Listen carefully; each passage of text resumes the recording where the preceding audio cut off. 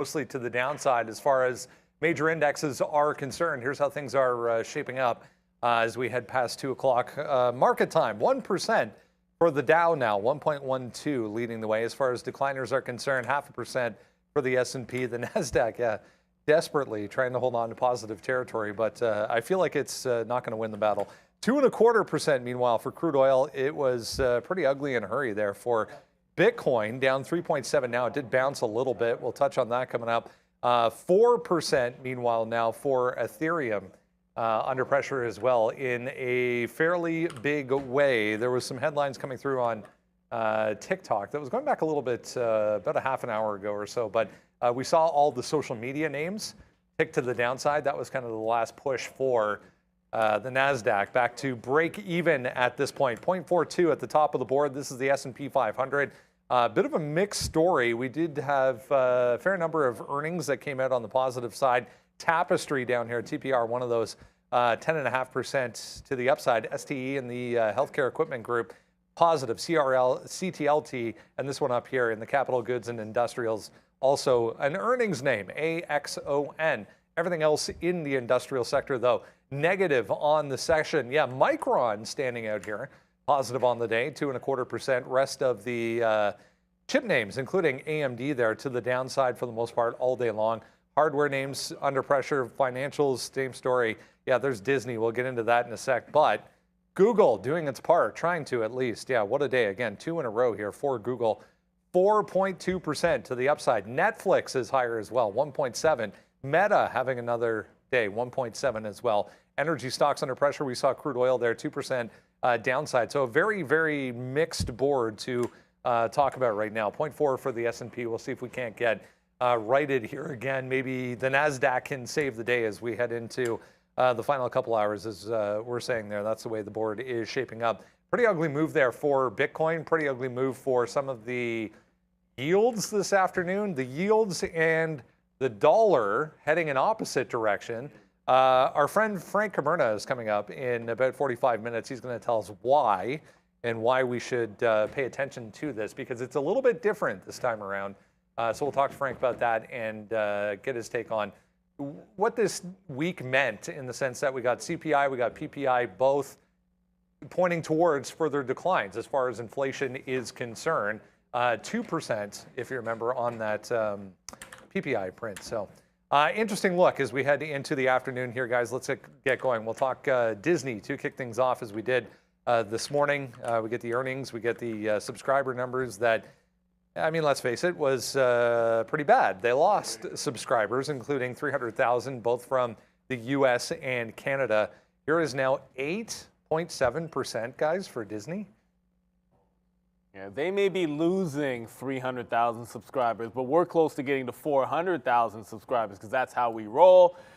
Disney, not a great day for Disney, last I checked. So not good, down 9%. However, I didn't trade it. I thought that 90 could come into play. I really did think there was a decent chance it could get to 90. I didn't really see an opportunity to go short once I wasn't short at the open. And I was just really looking at that 90. Oh, yeah, that daily chart problem. I was just really looking at the 90 on the daily. Trust me, you go back far enough, it's a bit of a level. But it ended up being 92, Sean. That ended up being the actual low of the day. Netflix, the one thing probably worth adding here is, as you see a bad day for Disney, for the majority of the day while that was happening, and to a certain extent this afternoon, you've been seeing Netflix float to the upside. So you can read into that what you want, but there's been money flowing into Netflix pretty much all morning, or all day long. And even with that little market pullback, the NASDAQ getting to flat, Netflix is holding the top end of the range. So, Disney's, I guess, losses in some regards, some of that money seemingly could be flowing into the streamer that's making money right now, which would make sense to me, because, quite frankly, I didn't think necessarily it was that bad of a quarter. If you're only looking at the streaming side of it, I see what's going on. But when you consider the bigger picture, it really wasn't that bad of a quarter. So it would make sense to me that if Disney's down, Netflix would be up, given that look. We just reloaded Disney down here at 20, just took it out at 33, and now we're going to wait to see if we can get even a bigger move here for Disney. So for me, forget. I mean, you guys all know the quarter. We just talked about it a little bit there. Oh, got to get rid of those wicks. Let me see. Can I do that just by doing like this? And there you go. Make the chart look a little bit better. What a drop early there on the name, and that's where we got. Can you guys? Yeah. Okay. Good. I'll just make sure you can see that on the screen.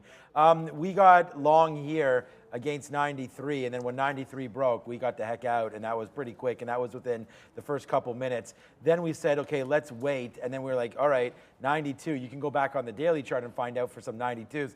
We came down, we wicked a little bit, we bounced finally off of a level there. We didn't bounce until we got to 92.80 down there after making a big wick. So that bounce back to me was great, but I don't know how you can catch that unless you're just sitting there and you realize that's wrong. I've done this before, and then get back in. But we finally wait for a little bit of a level, take the 92s. Our best out right there, 92.84, which is pretty good. We're long down here in the 20s and the teens. Came back in, and look what we did. We just bought it again right now, taking out another piece at 33. So we just put this, so that's why you're going to see me long right now, 21s. We just bought it again and took out a quarter, hoping that we can get back to this level. If we get anywhere near 93, we are taking this name out. So yeah, bad, horrible, and nasty today for Disney. And I don't know what its largest one-day decline is. It looks like we might have made that right here off of Bob Iger and earnings last time back in February. So we went from 120, and again on disappointing streaming numbers, from 120 down to 110. So as Neil said, I don't know why we all thought that their streaming is pretty garbage. If there's anything that I'm going to disconnect, it would be Disney, and I think that that's probably true for a lot of us. If you had to choose one, I don't want to speak for everybody, but I think that Marvel's great, Star Wars, they have the great franchises. I was going to say, that's all there is. Right, exactly. And then once you're done from that, they have Stars, I believe, and there's a good show on Stars. The one thing that I think saved them that should help moving forward would be they talked about possibly packaging everything together. Hulu, ESPN, maybe Disney Plus. If they put all those together, then I could see Disney picking up a little bit of steam, so to speak, from this sort of streaming wars. But for right now, they're losing, and yeah, you can flush them down the toilet there today for Disney. So not a good look, down to 90. Maybe that's an area to reload it, but I'm not super excited about Disney here. Yeah, the market agrees. Clearly, what a day. Down 8+%. Here's Google, meanwhile. 4.5 on top of what happened yesterday. It was better part of 5% when all was said and done at the end of the day. 117, bit of a pivot here since the initial push to the upside for Google. Can we get above that and start trending back to the upside? The market itself might need that if we're going to continue this afternoon. No real additional news today on Google, just catching a second day kind of wind after what happened yesterday. Yeah, and a good technical level that it's at the moment, 116.5. It holds. VWAP's 116.75. So if we can curl back up and make a newer high above 117.25, maybe we can test the highs at 118.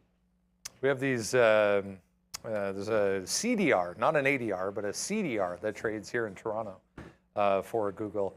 I was just seeing, guys, it's back to 20 and change, I guess, today for Google. It's been a while since it's been back this high.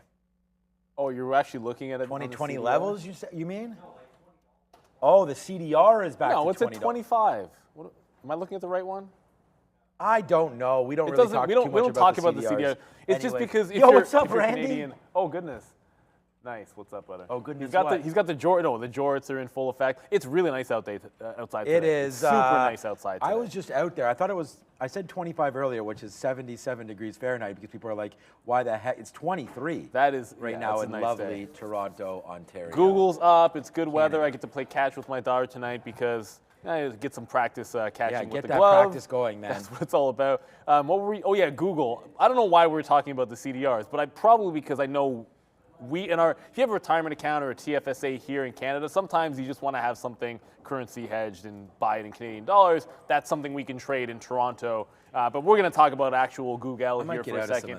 You're in it from earlier. I'm in it off VWAP, so I'm just going to quickly show you. There's 115. That was the break and then the dip buy. I think there was two places to buy Alphabet today. One of those prices was $115. The other price was $116.50, and everything else has been noise. To be honest with you, like that's been pretty much it. So you've been waiting around for that. There's actually 3 chances to get it here. There were 2 chances to get it at 115. It never seemed to be able to break 118 up at the top here, so that's about as good as you can get. And I think it's just rinse and repeat. The daily chart looks gorgeous. I'm going to do it this way because I think my other one's probably going to fail. But yeah, you're breaking right out. There was a lot of room to be able to get to this 117, and from here, hey man, all roads lead to 122. Like, to me, I just feel like you're long Alphabet, or sorry, no, you're looking long Alphabet as a day trader until, at least until we get to 120 or something tells you that the trend is broken. There were some signs that we're rolling back over with the market pulling into VWAP, but then it held the same support from the morning. So it's, it's not really giving you any signs of concern. I guess if we come in tomorrow and somehow we're beneath 115, okay, we can talk about a pullback at that point. But yeah, it's all systems go for now. Maybe you have to watch out for 118 this afternoon, but that's $1 from here, so that wouldn't be the worst thing. All right, yeah, just checking the account. All right, so we're still long Google, but this is just, no, I just got one, thank you. Oh, no, thanks. It is from earlier, so we just bought Google right away off the open, and this one I'm pretty proud of doing. And the reason why I talk about that, and I'm just talking about this to myself because I've been battling my own demons of trading a little bit too early, and we actually waited till 9:37. It comes in, makes that bottom, and if we got too excited, we would have been long at like 115 on some of these breaks. Just really got going in the pre-market all the way to the upside. I was debating when I sat down here 8 o'clock, like taking a 113 or 114 break, and then it was like, uh-oh. And then normally I'm FOMO, and we get long in here, and then it goes to the downside, and then we wind up losing. Getting long in here today in the pre-market would have been the right move, but we stay disciplined and don't do that, and actually wind up getting a pretty good price as it comes right back into 115, and that's where we took that out. So good job there for me to get out at that 115, or sorry, get in at that 115, and it was just off the 50 period, plus we made some bottoms. You see where we ticked down there, 14.60, so then our first out right here is 30 cents, that's 50 cents, that's $1, that's $1.70, and then we're out. So I still have 20% of it, waiting to see if Google wants to do anything, but we're still above the highest spot we got to, but we're nowhere near 118 right now. So let's see if we can get back to the upside. Potentially if we break 1650, we'd get out, which is pretty good for us. So we'll see about that, but right now Google continues to work, and like Brendan said, man, it's winning today, and winning for a very long time, as that's our daily chart. There's the breakout. Trade breakout names right now. Don't trade the breakout, but if it's already broken out, like in Amazon or like here on Google, I think you can stay long until we sort of get back into this 112, 110 area on Google if you're holding for a long term. Pretty ugly here for BYND as we head back towards day lows as well. Basically 10, the next stop possibly. Very strange price action there throughout lunchtime. It was kind of just sitting at 1080. There must have been a huge bid repeating or something, sitting there at 1080. But look at this chart now. We're through anything that resembles, anything that resembles the last line of defense for Beyond Meat. Not a good report from them. No, and we didn't look at this during the midday show, but maybe we should have, because it's been down and to the right, Brendo. All-time lows, like you said, and without precedent, so it don't have any technical levels. We get more, guys. 18%. Is there still a little bit left for BYND? Honestly, I don't know.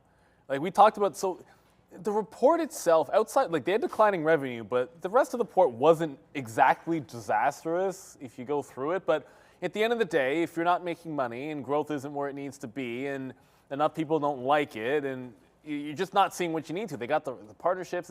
It's not really working out for them. And the chart speaks for itself on the daily. I don't think I'm not saying anything crazy in that this has been in a pretty clean downtrend, sitting out the bounce that the market's been getting. Like growthier names have been making moves to the upside, even the ones that aren't profitable yet. Because if you have revenue growth, or in the case of, like maybe it's things like Roblox where you have like subscriber growth, like those types of things are going in the right direction. So you're getting the benefit of that bounce in a lot of the growth names. And it's just, that's not happening for them. I guess the revenue was the sticking point. The Alamo today was $11. I'm stealing that one from this morning because I love that. But you never do that. I never steal somebody else's line. Me steal somebody else's line? Poor Sharif. I would never do that. But I'm loving this one. If you have a stock that's at that 52-week low or double bottom in the last 6 months, it's like this is where all the stops are going to be. That's the Alamo from now on. And the Alamo was at $11. Well, if you had the 12 break, I mean, quite frankly, if you had the 12 break, congratulations! Because to be honest, like the 12 break probably wasn't that difficult either. Like this is it breaking 12 at 9:30, well, before 9:30, and then consolidating and then showing you, oh yeah, I can't zoom in that way, then showing you essentially rejection of 12 at the open. It tried to consolidate, tried to get back above flushed. Once it got to 11, I shorted the 11 level and then sat in it most of lunchtime. Well, lunchtime, I guess in the later part of the show. Once it broke that 1080 level, it's been slowly wadunking to the downside. Hasn't broken 10 yet. I'm holding out the last for a 10 break. I'll probably trail it back into 1040 at this point. Now that, look, obviously 10 is going to be a psychological level, but other than that, this is just to see where it can possibly bounce. At some point, it's going to bounce. Like this is a, you know, it's a concept that's not going away. It's an idea that's not going anywhere. Whether or not they figure it out and can right the ship, I'm not sure that's the point. It's just, you know, at some point it catches a bounce because there's a value in there. And maybe it's $10, maybe it's $5. I really don't know. But the trend is your friend, at least for now. Yeah, I haven't traded any Beyond Meat or anything today, but we did talk about sort of what their issues were. Wow, yeah, down 9. I mean, Neil just talked about everything. It's all the way to the downside. I said you could possibly, this morning I was like, you could take a shot at 11. It actually bounces pretty good off there. But yeah, straight to the downside, and I guess making brand new, I mean, is this a 50? It must be a 50. There you go. Must be a 52-week low, right? Let's type it in there. There's Peloton right now down. We'll type in here BYND. You need a B first, BYND. There it is. We'll see what the 52-week low is. Yeah, right there. So highlighted today, 1103. So we've already taken that out and looking to go a little bit lower here in BYND. So I kind of take back everything I said earlier. I don't want to be long this name. I thought it was going to be a good trade against $11 there, but it's broken. It broke it pretty easily. So if you did want to take a shot on it, there it is. Your opportunity is gone. That was the past previous low, 1105, 1102, was just made today. They'll print that lower even into tomorrow. We'll see. It'll be $10. That's going to be a good level to defend possibly here as we day trade this name. But you got to be very, very careful with Beyond Meat. It's a short interest still. The shorts are winning and they're not giving it up. They're still going to the downside. So I would wait for a $10 break. Possibly we could see some action there today. So let's just sort of do that. Wait for $10 to break. And when it does, hopefully we're there and going short just for a trade. Short break through 10. Maybe you get 980 and then you can get away from it. So I like Beyond Meat, but let's watch that $10 level for a break short. Just seeing these comments coming through, not comments, but headlines suggesting that Biden and Congress aides, I apologize, are meeting today on the debt ceiling. So we'll keep an eye out, see if anything comes from that. Definitely could be market moving, but here's Hood, meanwhile, 5% on the day, just kind of rolling over right now at 955 once again, but I mean, if you zoom out, we never got above that high from after the close yesterday. That was ended up being pretty good fade here for Robinhood.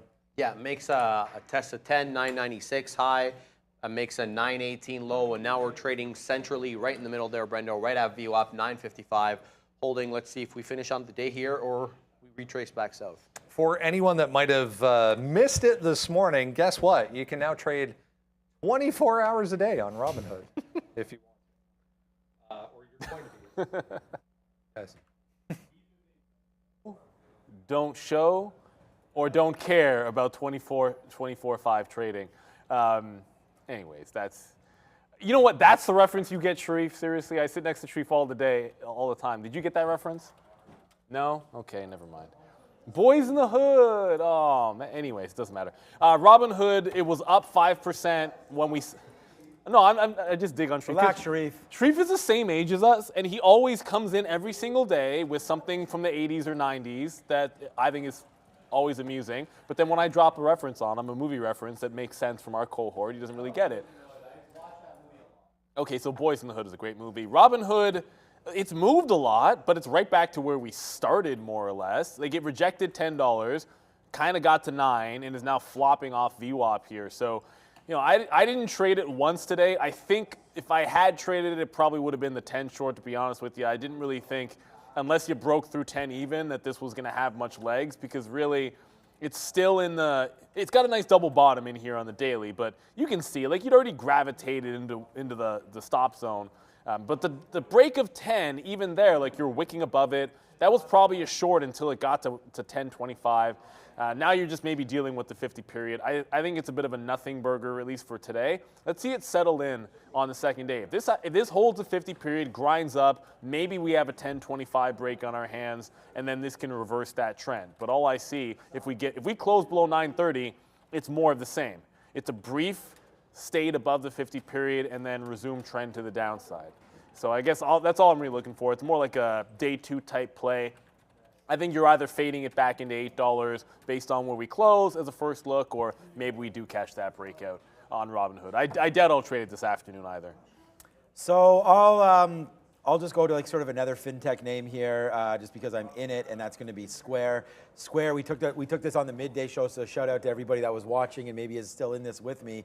We just got a fantastic fill down there at 57.25, so that's turning out to be a good one on that downside for Square. But we shorted it. It popped up here into the day's high again, and again, with patience, it pays. It continues to do that every single day. That's the one thing that I've really learned about myself and the way that I'm trading these days, is to be as patient as you can and wait for levels to develop, right? So now that I see that, I just put a bid here at 30. Maybe this can come back in and fill that, but right now we're short Square. And again, with what's been happening with PayPal the last couple of days, I know PayPal's up today, so don't let me know about that. But this is where Square has been doing.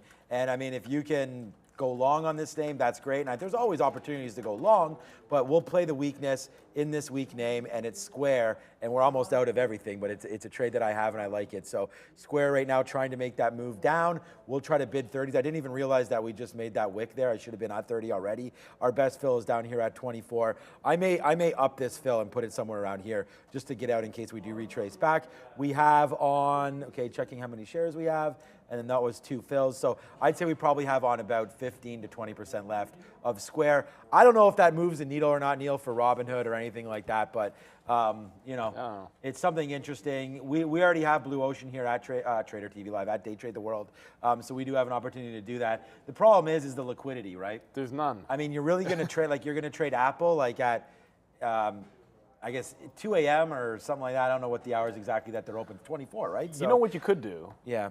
Which I know some traders, traders here traded the futures that day, but I remember election night. Oh, right, yes, it was, of course. Or big Chinese data days. Yeah, like really, really big overnight events. Sometimes you can trade, there's good moves on the futures. So I suppose because ETFs are involved, you can trade the Qs or you can trade the SPY during those times. But I mean, is anybody really going to trade Tesla at midnight? I don't know. The thing is, I'm we're talking about skeptical liquidity, but maybe, honestly, maybe this sparks yeah, it. maybe Robinhood injects liquidity. Like, Maybe. if now that they're allowed to do that, maybe you can get in there and make some plays in the after hours. Poor guy. Poor guy. These guys always get. It's like, the Bulls are looking like really slumpy. Like they're not. Like look at my dude over here. Come on, man. Like he's just like he's really just stone cold chilling. He's having a rough day right now. But are they having a rough day? No, it's because when the market stays flat, it's just like they lose some excitement. Yeah, they're not super excited. We need like a Google event every single day. Or apparently. Bulls. Yeah. All right, over to the desk. It's true. Let's wrap up with some bank talk here. PacWest and WAL, bottom of the list there, both come out this morning with updates on their liquidity situation. PacWest, by far the worst off comparing the two together. WAL actually popped to the upside after they said things aren't that bad. Deposits anyways, actually went up in the prior week. Yeah, and we got a news item mid-morning with respect to the FDIC, and they're shoring up their balance sheet. Looks like they're going to ask for more deposits from the big banks, who shoulder more, it looks like here. So, the FDIC taking action in the banking industry. More to come with this story, as always, guys, for PacW and WAL as well. Fortunately, Over 100 grand, I don't need a bank. I keep it in a rubber band. That's how you go. Well, that's what you should do instead of holding your money in PacC, apparently. When they lose 10% of their deposits, that's not good. That said, I'm down because I shorted it and managed to bungle it. So anyways, that's my day. First, I try to keep it simple. Sometimes when we trade these, you look at the first halt as an opportunity. The other day on WAL, if you shorted the first halt, it literally dropped $7 after that. Like it kind of just happened, and all you could do was make money on it.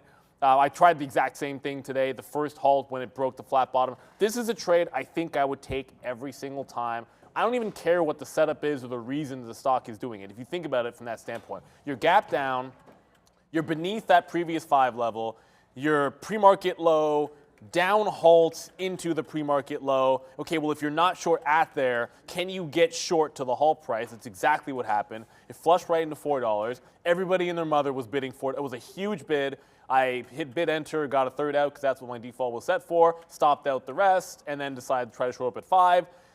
Did it twice, got out for losses both times, only to realize that I twice made the top wick in a span of about 10 minutes, and then it came back in. So that's my day on PAC-W, and I doubt I'll trade it again. But that's, you know, I didn't really love the way I traded this because I feel like when I take this shot here, I should be shorted here or here. That's more reasonable. But I would take this trade every single day. It's just you're looking at the upside of it. When Wall made that same move last time, it ended up being one of my best trades that week because it just fell apart. It's the same thing why we try to grab those halts to the upside as well. It's breaking major levels. There's a reason it goes into a halt state anyways. Don't even do that. Are you serious? Oh, thank you so much. I make the top wick in this, and Fahad just presented me with an apple fritter. Thank you very much, Fahad. So I made the top wick. Well, I mean, technically speaking, it traded higher in the pre-market, but let's forget about that. I made the top wick, and I get a fritter for it. Yeah, it's easy to forget about it when you have the apple fritter there, right? So You were what's going on? Okay, so that would be a good one right there. Thanks, Fahad, for that. All right, what are we talking about here? Oh, PAC-W and Wall. Oh, I talked about BAC. Let me have a quick look at BAC today. We talked about a 27 level for them, and it looks like they did break that early, right off the jump in the morning. And I did say that the trade I thought would be to take this level right up in here, 27, and hit that short. And that would have been a great trade, only down to 87 though, before retaking, and it's been a lot of upside since. So, you know, BAC now positive on the day. I guess we can always wait to see where it goes from here, but I like BAC, and you know, think that there's some good potential here on that name. I don't know why my chart just switched to Tesla, but here's Tesla right now.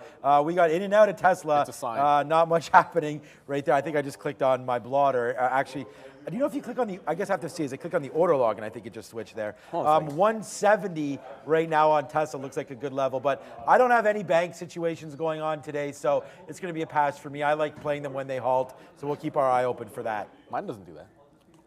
No, I think I actually clicked on the blotter. But all right, are we done with the banks now? If we are, then that could be good to go. Thank you so much. And yeah, man, we're always excited. We have Frank Caberna coming on right now. And how is that apple fritter, by the way? It's absolutely delicious. I'll tell you this right now. It's fritterlicious. Tim Hortons, smart move, sponsor the show. I will literally eat one of these every single day. Oh, where's Katrina? No problem. No problem. Yeah, like, most people, like, this is, I'm not fronting about this. There was one time my buddy was coming over, we were playing video games like Mario Kart during the summer. And so we're on this run. He just got the system. We're just starting to play Mario Kart every single day. And he rolls by. He's like, yo, we're going to go to Timmy's. And we grabbed a dozen donuts, a liter of chocolate milk. That's how we roll. 4 of my 6 were apple fritters. And we get upstairs, and then my other boy buzzes, because we're in a condo. He buzzes from downstairs like, yo, I'm coming up. And, you know, he's going to try and eat our stuff. And he didn't put in on that, right? So I'm like, I'm not having any of that. Before he even made it up the elevator to the 20th, all 4 apple fritters are gone. My half of the chocolate milk was gone because I don't play that game, man. Like, there's some people that like to share. I don't share apple fritters. Maybe that makes me a bad person, but that's how it is. My daughter's an exception.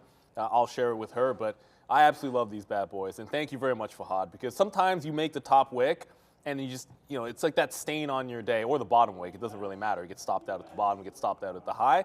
But this is definitely making me feel good. It's been a good day overall, but I feel like I had it right on PAC-W and still managed to mess it up. So it's going to happen to you. Like, I had conviction in the trade. I was like, I need to get back into this. I got it stopped out. I got back in. It's going to happen, but, you know, eat your fritter, move on, analyze it correctly, and then we're here for you guys.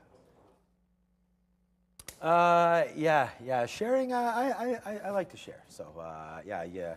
Give me that apple fritter. I share other things, man. I'm not. Give me that. I have no problem sharing. I'm not that person, but not these. I'm sorry, man. This is mine. Okay. Yeah, we're looking for some more opportunities right now.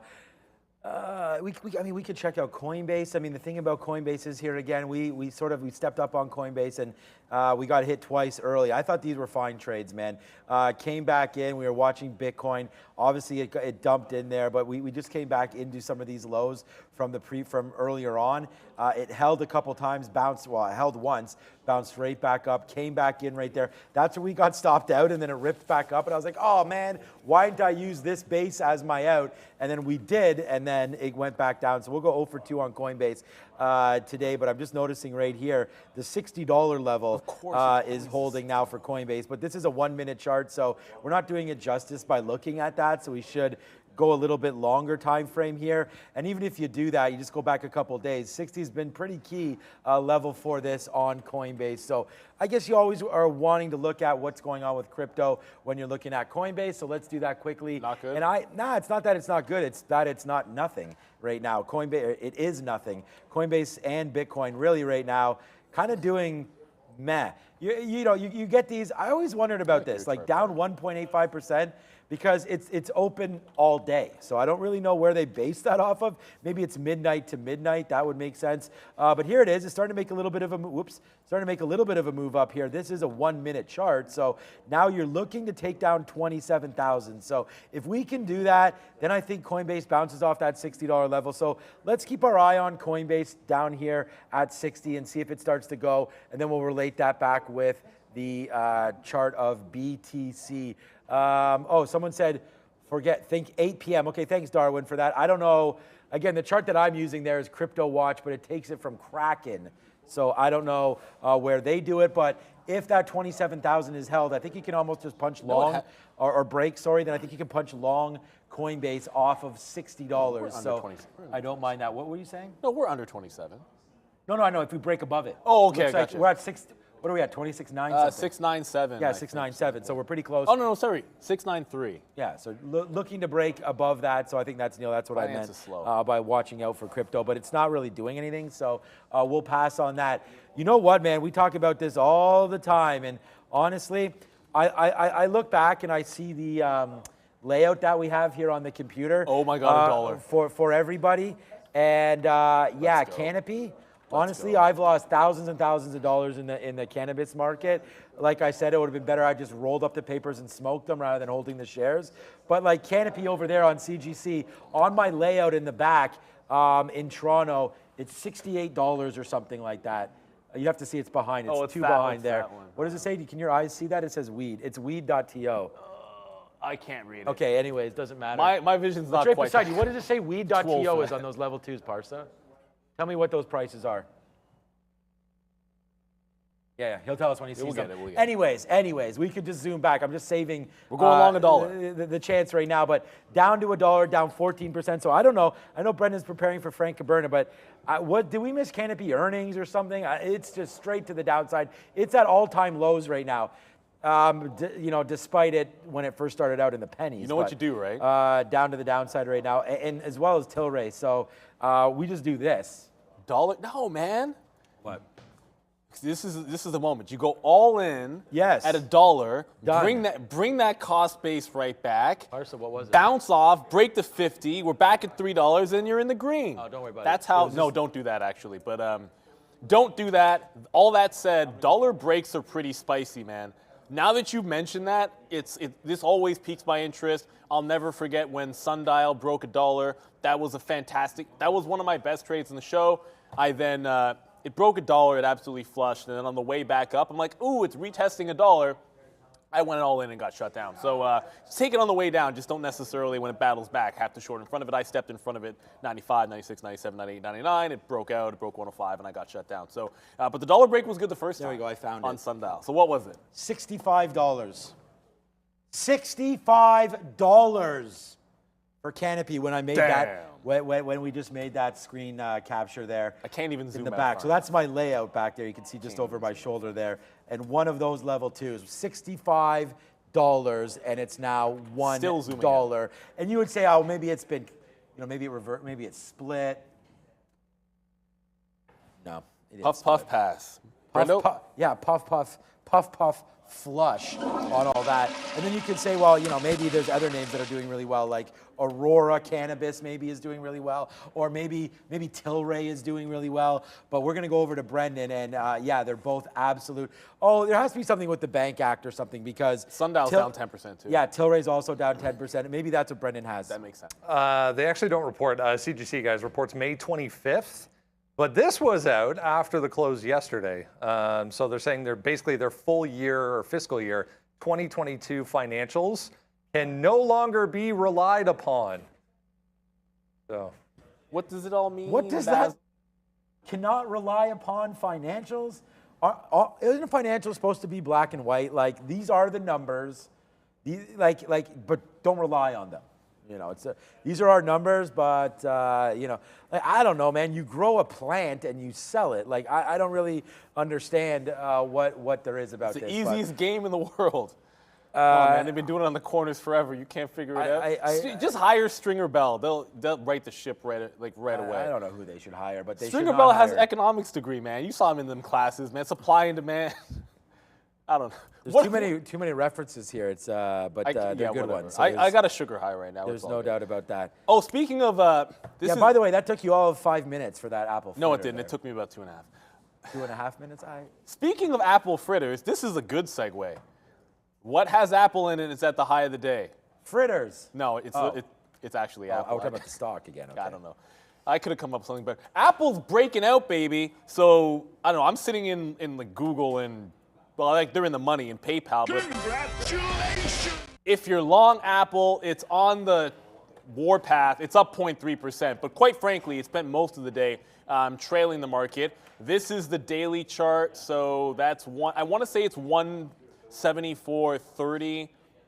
I'll double check to see what that high was. I think it was 174.30. If we pull it up, I'll get on trade IDs in a second. But either way, you're within 15 cents, spitting distance of that high that we put in just last week on Friday. It got up there. If you make that break today, this would have been a nice little dip, hold the range, break it out in the afternoon, market's green, Apple's on a tear, apple fritters in my belly.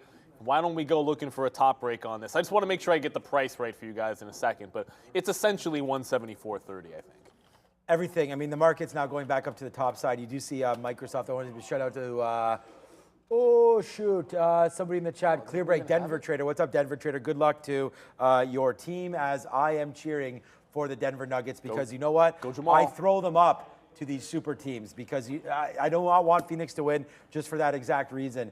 Denver built their team, man. Michael Porter Jr. drafted. Jamal Murray drafted. Jokic drafted. Also. So, but Phoenix is... Well, yeah, Jamal Murray, but I'm sure there's Phoenix. They don't. Shai Gilgeous-Alexander, first team, by the way. Woo! So shout out to that. Unfortunately, our other boy, Dylan Brooks, will be out of the NBA, but Shai Gilgeous-Alexander, great job there for Oklahoma City. Yeah, and how stupid are the Los Angeles Clippers, that deal that they made there for Kawhi and gave up Shai. I mean, some of that was maybe a little bit of a mistake. But hey, chasing the ring is what it's all about in the NBA, and I'm not going to hate on that at all. I mean, you get Kawhi Leonard. Look, man. The only problem is I do agree with Stephen A. Smith. He said that Kawhi Leonard is the worst asset in all of professional sports. I think that's a little bit much. I don't. I think that's pretty accurate. I think that's a little bit No, much. because you rely on the guy to play, and then he doesn't, and you get kicked out of the playoffs. So the only reason I'll say that is because, like in baseball, you have guaranteed contracts. Right. So there's always a veteran on a baseball team who's on some like 6 or 7 year Same deal, as basketball, getting it's paid a guaranteed. ridiculous amount. But then like they're just a wait. You got to play them. Like look, I hate. He's one of my favorite players, Miguel Cabrera. The guy's been dead weight for years. Pujols was for a long time. There's always somebody like that in baseball. That's worse. But that's worse. Kawhi's in his he's like in his prime. He should be playing great. But at least when he's on the court, he does play well. Right, and that's what I'm saying. At least when he's on the court, Yeah. and that's But why look, he's the biggest disappointment. Like he's the But worst. Pujols asset. spent a decade basically being a paperweight for like $30 million but a year. baseball's crazy because baseball pays guys for 12-year deals when they're 30 years old. Yes, so that when you're 42, loco. we all know that you're useless. But the problem with Kawhi is he's a max player who doesn't step on the court. That's all. That's it. I just agree with that statement. I don't necessarily. He won us. I mean, won us the championship. Let's just.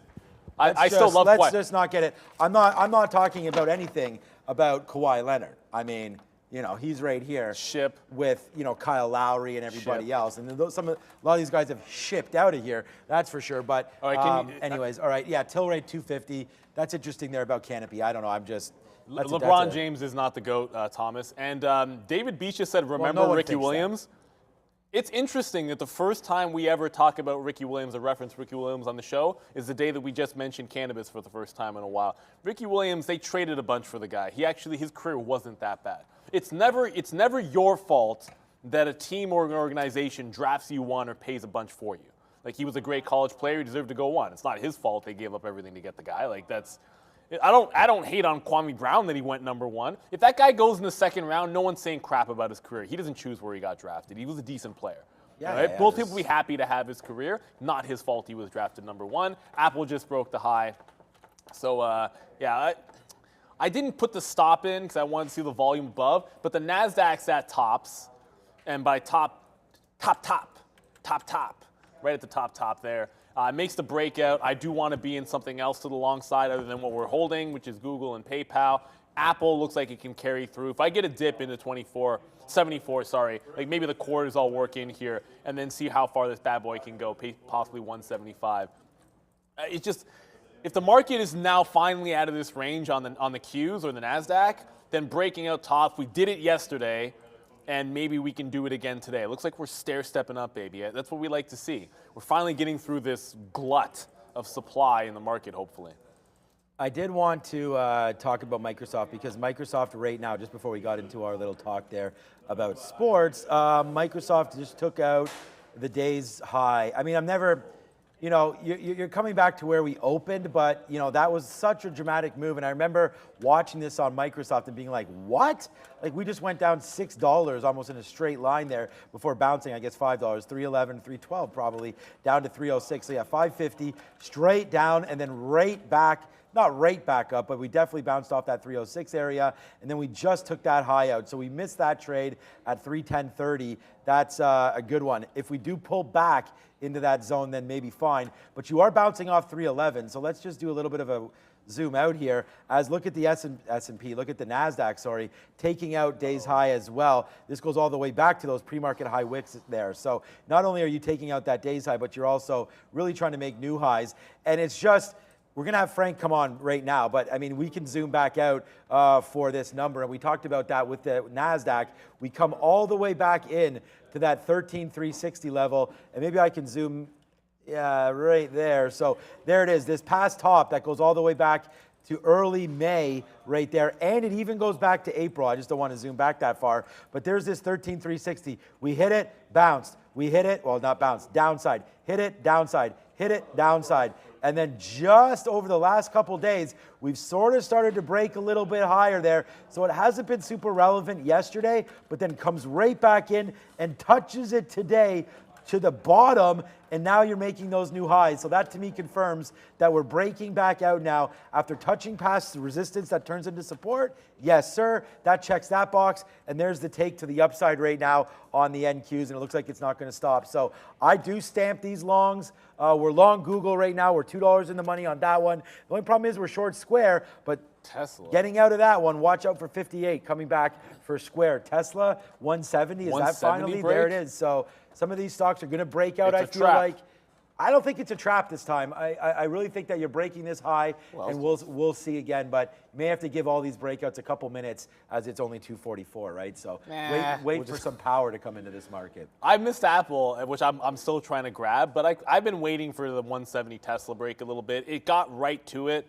What a weird wick. Like, right when it tested 170, it actually wicked there. But I'm taking my shot at this Tesla 170. And if it does dip back in 169.5, I probably give it a little bit of room, try to make that move. Long or short? Long. I'm in the long, man. Okay, yeah, I like that trade. There's other trades I like to the south side. That probably a heck of a lot more like maybe an Intel or something like that. I always say that. But yeah, we got the 170. I like Apple a bit more, but I missed it. Let's go to the desk right now because I know Frank is with Brendo. Yeah, I kicked things off this afternoon. We came on at 2 o'clock talking a little bit about a little more disconnect between the dollar this afternoon specifically and some of the interest rate yields. I want to show you this quick, and then we'll bring Frank in to get his thoughts. Here's the DXY back to the upside, back above 102. Here is the 10-year looking very similar on a daily time frame. If you go to the 2-year, though, 2 days in a row here, back downside for short-term rates specifically, kind of bucking the trend, which we haven't seen for quite some time. Just saw another move in Bitcoin there as well. But Frank Caberna, senior strategist over at IG US, back with us on a Thursday afternoon to wrap up what has been a pretty eventful week, let's be honest, with 2 days in a row inflation data, Frank, that comes in to the downside. Once again, we had that great chart that we were talking about back on Tuesday, showing the fact that if it had come out, CPI, I'm speaking of, had come out in line with expectations, that would have been the first time in, I think it was over a year, that we didn't get, a down print on inflation. But it turns out not to be the case. But I want to talk about some of these interest rates with you, get your thoughts here on, it's the first time, as I mentioned, we're kind of seeing a bit of a disconnect here as far as longer term versus shorter term, and then what's happening with the overall dollar. Yeah, thanks for having me on, Brendan. And a really weird day here today, whereby we have, for the first time in a while, U.S. dollar moving in almost opposite direction of U.S. interest rates. For the last while here, it's been, U.S. rates moving higher and U.S. dollar moving higher with those rates here. And this is the first day that I think we've seen in a while where U.S. dollar is almost looking like a flight to quality, because interest rates are moving a little bit lower here, especially in those short-term rates. The inflation numbers that are coming out maybe signaling that the Fed doesn't need to hike so much, or at least doesn't need to worry about resurgence in inflation right now. And with that, I would have almost expected USD to be falling with those interest rate projections, but USD rising here today. And I think it might just be that flight to quality, like we talked about. I mean, the Bank of England this morning comes out and hikes 25 basis points and even commits some hawkish talk. And you saw that pound rally about 40 pips right off the number, Brendan. I'm sure you saw that. And then gave back all of that ground and now is down almost a percentage point on the day as U.S. dollar is beating up every major currency. I think it might be a little bit of, like I say, a global bit of fear setting in, not necessarily just U.S. fear, although all we hear about is the regional banking crisis in the U.S. and the debt ceiling. But the U.S. dollar, at least for today, looking like that flight to quality currency that we saw throughout, obviously, 2021 and the first half of 2022. And so maybe it's that flight to quality, but also maybe it's just a little bit of unwinding of these rallies that we've seen in British pound, euro, and the Swiss franc as well, that we'll cover here in a second. But I'm interested to get your take on that here today, Brendan, because bucking that trend of U.S. dollar, only chance we've seen for USD to rally in the last several months, pretty much since November of last year, was on U.S. interest rates moving higher. Today, not getting that at all. If anything, it feels like a more fearful day here today, and interest rates moving a little bit lower on that fear, but USD moving higher. I don't know what you're thinking this is coming from. Yeah, I was actually going to go right to that very point, and the simple fact that maybe it's just a little uncertainty coming in the sense that we've gotten to a point with this where, we went through the good news is good news, the good news is bad news, and then back to bad news is good news. And I think people are a little confused at this point as to what to do. So as you said, maybe just quality over doing anything at this point makes a lot more sense to individuals anyways. As you mentioned, a ton of strength in some areas that we've also not seen a ton of strength going back a few months anyways. You mentioned the Swiss franc. Great chart that you had here, just comparing, both the pound and the euro, first of all, which are kind of lockstep, but just showing the relative strength here in the Swiss franc. Why is that at this point? It's just been seen as, relatively speaking, to both the euro and the pound, as you see there in that black line, that Swiss franc there. All these major currencies bouncing back since the later part of last year against U.S. dollar off of what was historic lows, especially that euro down below parity. against the US dollar. Swiss franc has just under the radar. It's usually considered a lower volatility currency, doesn't get a lot of play, but under the radar, it's been the strongest of the bunch. And I think it's just because it's viewed right now as a little bit of a flight to quality that's siloed off of or siloed from the U.S. Centric fears that we've been seeing over the last couple of months. But what's been really interesting is now we're seeing a little bit of this worm turning where USD is becoming the flight to quality currency once again. And I wonder how long this could go for, because I think the fear, like you're saying, Brendan, that we're seeing in markets, and that's why, you know, the pound is down over 100 pips today. The euro is down significantly. Swiss franc is down huge. Australian dollar is down huge against USD. And so maybe for the traders out there, we could have brought this story to them a day earlier because we are missing those highs.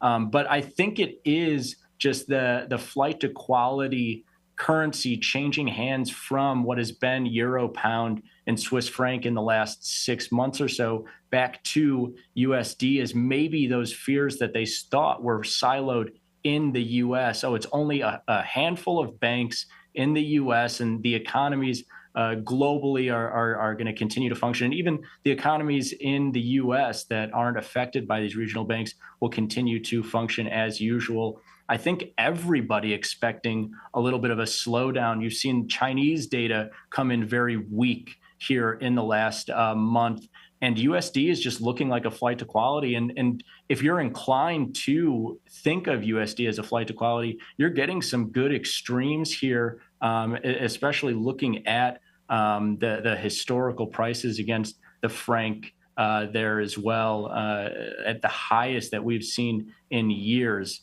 But that's what, at least it's feeling like to me, is that USD, similar to 2021 and 2022, Brendan, flight to quality currency, at least for today, we'll see for the foreseeable future. Yeah, as you mentioned too, so much weakness recently, a lot of room potentially to go back to the upside on that. Let's maybe give some ideas here as to how we can maybe take advantage of this. I mean, we obviously deal with equities for the most part, but if somebody wanted to be exposed to such a trade on the long side for the FX side, give us an idea here. I mean, you had a great example of a way you could put on a carry trade. Talk us through that.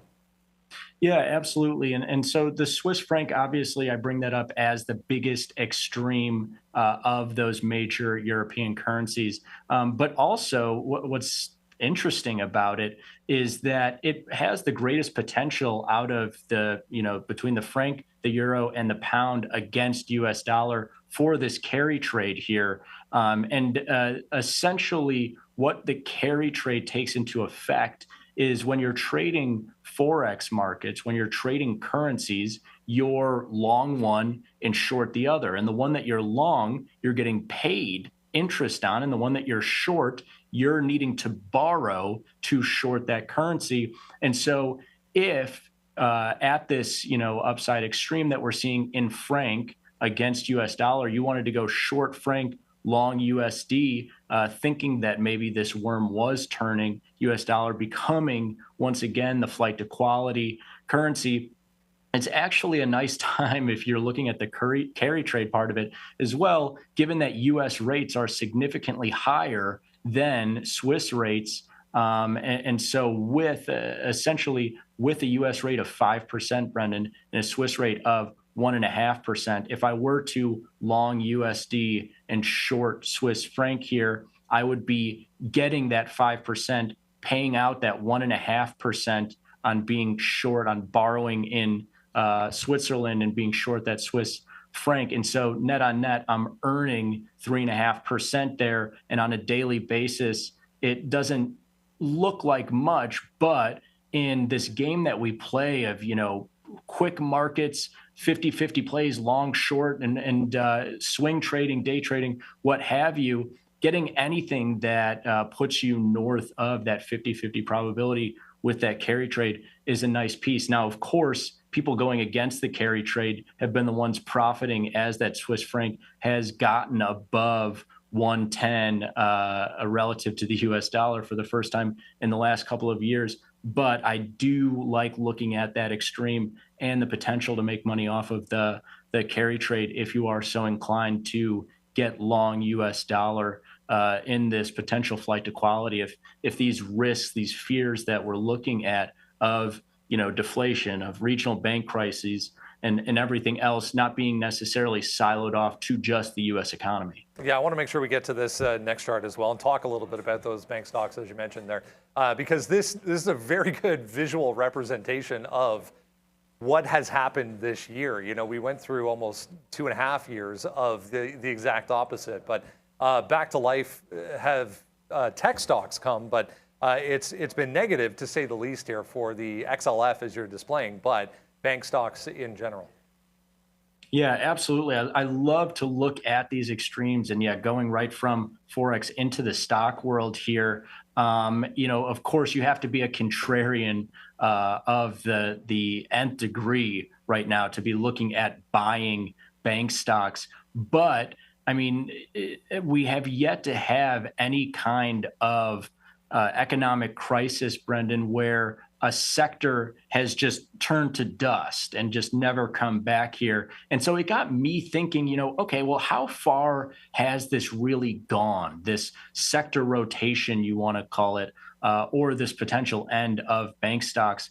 And when I compare the financial sector to the technological sector, and I looked at the last 10 years of data, the year so far, the 4-month period that has kicked off this year, we've seen a divergence between tech and finance of 31%. In the last 10 years plus, since 2010, the biggest move, the biggest 4-month divergence that we've seen is 33%. So we're right at that, 2 or 3 standard deviation rare move between the financial sector and technological sector, if you want to call it, sector rotation. This is right now the most rotated that we've been between the two sectors here. And like I say, of course, this is a dangerous game when you're looking at the most, volatile sector right now being bank stocks here. But keep in mind, this doesn't necessarily have to be,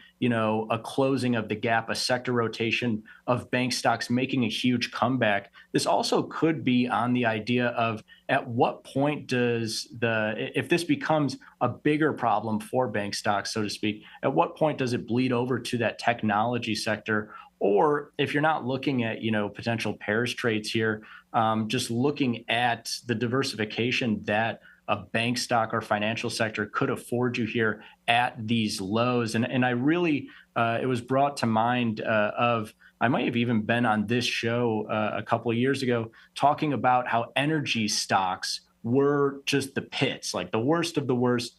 Everybody was getting out of oil stocks. No one wanted to touch XLE, the energy sector there. And in the years from 2020 to 2022, energy went from the worst sector to the best performing sector. If you check out that orange line there, I know it's a lot of data on your charts. And of course, technology has done well throughout the last 3-year span. But it sometimes does pay to look at the thing that everybody is selling, everybody is writing bad about. You don't see a good news story about the financial sector these days, the same way you saw the energy sector in the 2020s. And even before that, 2018, 2019, bad years for energy. And then you saw this comeback of 2021, 2022, that orange line fights all the way back from being the worst performer by far to, at one point there in 2022, being the best performer of those sectors. So I always like to look at those outliers, even if, like I say, you can't find a good reason to necessarily look at those bank stocks. I don't know if you can quite call it the end, because sector rotation goes both ways at the end of the day. I think after everything that's happened as well, as far as the move in the overall market, that consolidation that we're seeing overall, yes, put tech aside, it's on its own mission right now apparently, but that consolidation and that chop that we're seeing really may be good for the overall market in the long term. But pretty impressive regardless, as far as how strong and how disconnected, as you said, those two have been. Great stuff as always. We're into a week next week. I want to just quickly to wrap things up, get your opinion here. We're into a week next week where not a lot of catalysts, not a lot of news to look at. Is there maybe one area that you want to focus on next week? I mean, yeah, I continue to watch short-term interest rates, especially around the debt ceiling talks that we've been having here in the U.S. A similar thing to the bank crisis, and obviously, I think a lot of media outlets want to group the two together because it's like, oh, it's debt and it's banks and it's the same story. Different stories, but both of them bleeding out into the interest rate market in different ways. And I'll be really interested to see how short-term rates continue to move around those two developing news stories. I mean, you and I love to come on, talk it up about inflation and what the Fed is doing and everything else. Next week, I think will be a great week of back and forth off of those news stories that'll develop and how they affect interest rates, and then how that will affect the stock market. Because again, we're seeing interest rates moving lower, Brendan, tech stocks moving higher, and no other sectors moving higher. So we don't even maybe need data releases to have plenty of stories going on here. Yeah, more comments this afternoon apparently, or more discussions this afternoon at the White House in relation to the debt ceiling. Great stuff. Frank Caberna, Senior Content Strategist over at IGUS. We appreciate the time as always. Thanks, Brandon. Thank you very much there, Frank. As always, a fantastic guest. The chat lighting up. Always loving his perspective. A lot of times when we're sitting here talking about day trading and the individual names that are moving here, you want that bigger look there. Like, you're not going to hear us talk about the carry trade very often, but it's always good to get that perspective. Frank likes them Franks, and not the Franks that you eat, obviously, that we're talking about. While we were gone, the market's holding up the highs. So bit of a switch. I was in Tesla. I'll show you what happened to Tesla, then go to Apple. So Tesla did this after I took the breakout, like not a heck of a lot. So went sideways, wasn't really liking it. The market was turning around, which I think the market might actually still be turning around a little bit. But while that was going on, Apple kind of gave a little bit of a pullback. I bought one dip, kind of got some out in front of the high. I'll look back to that 174. I liked Apple more in the first place, so you know, if I'm going to fight for something at the high of the day, I think it should be Apple, maybe over Tesla. You don't always have to make that second pick. I was able to get some, the thing that I'm shorting is Intel this afternoon. I was just able to get some back above 29, been shorting above 29. Essentially, when I went long off the 29 level, it couldn't get past the 15s. That was on the break of 29 even. So I've been shorting into that 15 level every single time, not really getting fills until, I've been generally speaking shorting like 3s, up to like 12. I haven't gotten anything past 8. That's been the best fill. So I'll rinse and repeat that till it breaks out. If the market flushes, I think I got that. I got Bed Bath & Beyond. I've got Beyond Meat. Although I doubt I get any more shares of that one. Apple's starting to give that dip back into 74. I think we have a chance there. And PayPal, I'm still in PayPal from earlier. Although I got something at VWAP earlier. I did not really catch that fill here. It didn't really dip far enough, so it's hanging around at 64. I've been trying to get fills underneath the 64 level, down into the 70s and 60s, but the last time it got here, I didn't really catch that fill. I'm still bidding it if I can get VWAP on PayPal. I have too many positions, so I need to figure this out, but they're all pretty much the same amount of shares. So Google, we don't have anything to worry about. We're long at 115. I mean, this is all the way at 117 and looking to continue to go higher. So we only have one trade on Google. So if you're looking for like that, one kind of a trade right there today, I think you always want to look for names that have been strong with news. And there goes Google, now $2.50 in the money and looking to get a little bit more. But the newest position's on AMD. We're about to get some more at 40. And then I just want to use, so let me see if we can zoom back out right here. So now we're short. That level right there is 55. Oh, I put it at 50. Okay, that's 56. All right, so 56 break. I got to switch my stop order right there on AMD, but this is the short that we have right now. AMD, again, the market, it's battled back. It was weak there today. We saw very much weakness on NVIDIA, but AMD comes right back up to this level off of a nice little movement here. Remember, Neil and I have to be flat at the end of every day, so when I'm putting, okay, here comes AMD. When we're putting on positions, that's really what we're just looking for. We're looking for opportunities to get a quick move back and maybe scalp it out. We're now in the power hour, so if anything does come through, I think the NASDAQ, again, not that it's overheated here. I don't think that it is necessarily today. It's only up 0.35, but we've just ticked again the highs. So, you know, maybe if we are going to pull back, maybe AMD does continue to work for us. So that is a new position. And then one that, again, is my #1 stock today. It's going to be Amazon. We've really done well on this one, buying these bottoms. Again, right off the jump here. And it wasn't right away, but it was at 945. We built this bottom. We knew that we wanted to get strong on long on a strong name, and that was going to be Amazon.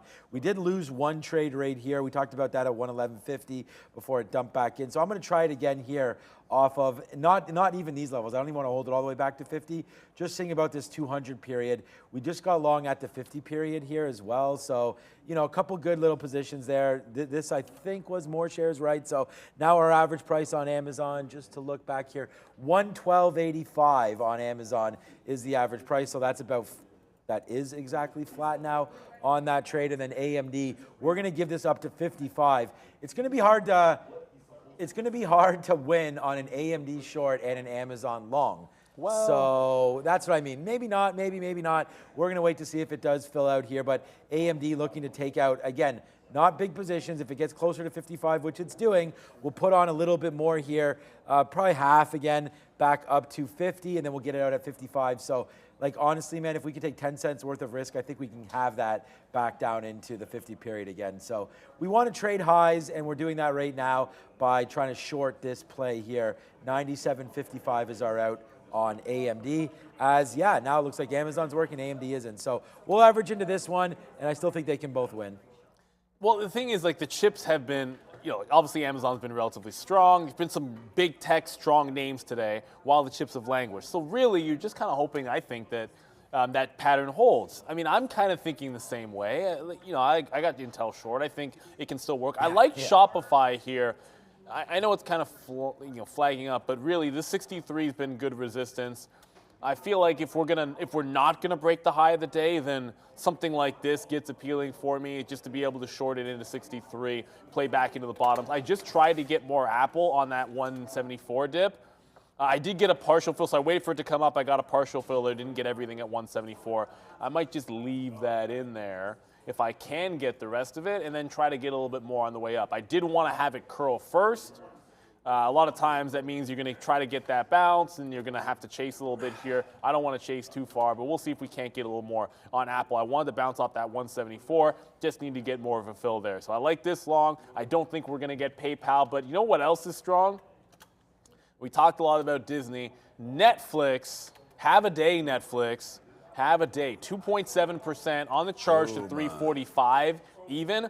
Just to pull up the daily and remind everybody, 350, well, it's 352, but really, I think it opened that day at 350 or 351, something like that. That is a big line.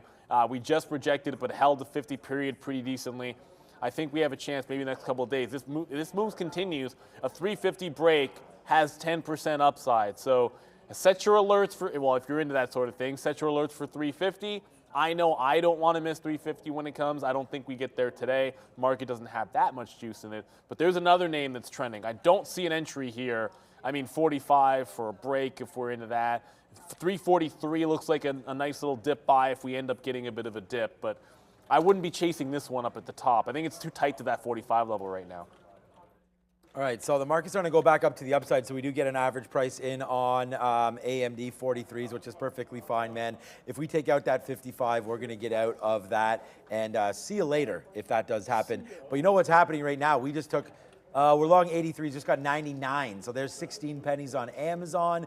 And again, stay in the longs. Like, I don't need to be trying to find these shorts. And we talked about this on the midday show with Sharif, and that, you know, trying to pick tops and then waiting for them has not worked.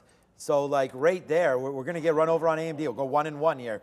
I told you that was going to be hard to win on both of those names. But right now, if we're just pennies away from getting stopped out now on AMD, which sucks because we didn't need to be in it. And there we go. Now we're out. That sucks. Too bad about that. I will flush myself down the toilet and then slap a big fail also on that trade. My bad on that. I wish, obviously, I wish I didn't have it, but that should speak for itself. As there goes AMD right up to the upside. We should have just played off VWAP and gone long and used VWAP as our route instead of the other way around. But again, I'd make that trade 10 times out of 10 most likely until I get smarter. But that just came right into that level, and I thought it was worth the short. So whatever, we'll take a 12-cent hit on that one. Well, we were short 43s, out 56s. Yeah, 13 cents right there. Too bad. I wish we did not have that little tick on our blotter there. But here we go. Let's see if we take a 113 again here for Amazon. So we're already out of 40%. We just got 18 pennies or whatever, so we took that at O's. Maybe we'll get out of one more piece because I think it'll look pretty bad if it goes up and down there and we don't get out and then we wind up losing on that. There we go. We'll take a 93 half fill there. Okay. So another piece out on Amazon. You can see right there. So now watch AMD. Ooh, look at AMD. Wow.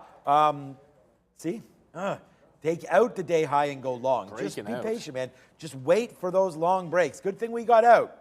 Now we don't have to worry about it, but there you go. That's day trading 101. You put in positions that you think are going to work. When they don't, you get out and you wonder why you were that way and not the others. But good trade there for anybody that had that long on AMD. Congratulations. And I saw what you mentioned in there, Adam, to lose, that we could both win on Square. And there it is right there. So we'll spend the money for you, Adam, because I know you were long down here on Square, but that's right where we got out. We take another piece out right there at 62. And now we have a very, very small piece, just waiting to see about this 58, probably go short again. I just said we don't want to go short, but this is a little ways away right now as the market is... It's turning again. Yeah, you already talked about Apple. I'm going to come to here to Apple for a second because I did reload off 174 bounce, but what's happening right now is you're getting a lower high put in. Come to my chart. There we go. So we got that first little dip and scalped that. The next dip came into 174 even. That couldn't get back above the quarter mark, so it takes them out there. Now we're headed back in. So it's since the break, it's been lower high after lower high. Tesla, on the other hand, by the way. Tesla, on the other hand, is sustaining that breakout. So maybe this one is still valid.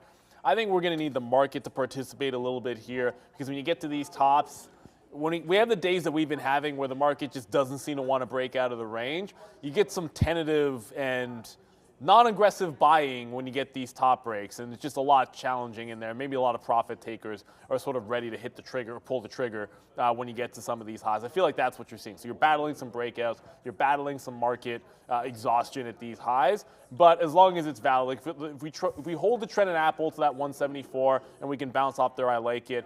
Tesla's probably still valid back to 169.5, even if I've moved over to another name. What else are we looking at here today? Obviously, you already talked about Amazon. You don't mean Amazon 15. You mean Amazon 115. Yeah. Yeah. If you mean Amazon $15, then we got other issues, man. That's all. Is that year-to-date highs on Netflix? No. No.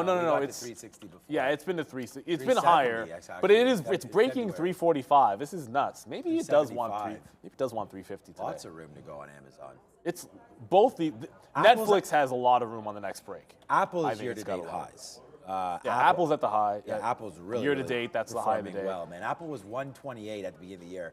Now 174.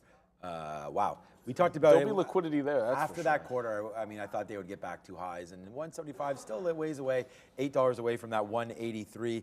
All right. I'm starting to get a little bit lighter on some of these positions as Amazon's trying to take again 113. Neil just talked about that. We just got another piece out of Disney, and again, just scalping it, man. Top to bottom, like not even top to bottom, just getting tops here at 40s every time. So we could get another piece out right now. Let's just see what happens with this. There's Amazon trying to go through 113. Yeah, we could have probably reversed long into AMD. Is there anything else that's setting up right now? I'm not really seeing anything. I'm looking for any kind of a setup. I mean, if you guys want to tell it to us, we'll look to stock up and then try to figure it out from there. Oh, Momo thinks he's being slick. Palantir, what? Momo just goes, I'll buy your Amazon shares for $15 each. How many will you sell me? Right. Well, joke's on you because half of the Amazon shares I own are actually in the Canadian CDR, which trades for $13.75. So I will sell you half of it. If you want, that'll be a quick 10% for me because this is the Amazon CDR. It does trade at $13.75. It's just obviously it's an adjusted price, but yeah, not so happy about that if you got that deal. Again, that's just in my long-term account, but we're starting to get this pullback in Apple. I want this to be a breakout day, but you know, how many times are you going to step down off this break? Needs to hold here. I just got a reload in there off 74. I don't think I'll be hyper aggressive. If the next move isn't to reclaim at least the quarter mark and get back up to the highs and give me a fill here in the 30s or 40s, I don't need to be reloading again. So that's what we got to look for here. It is what it is. Like this breakout, it doesn't have the legs to it or the juice. I didn't really add to Intel another time, but I did pick up Shopify here. Again, just look at the wall at 63. I started in here at 80s. I'll probably add to it in front of that 63 level.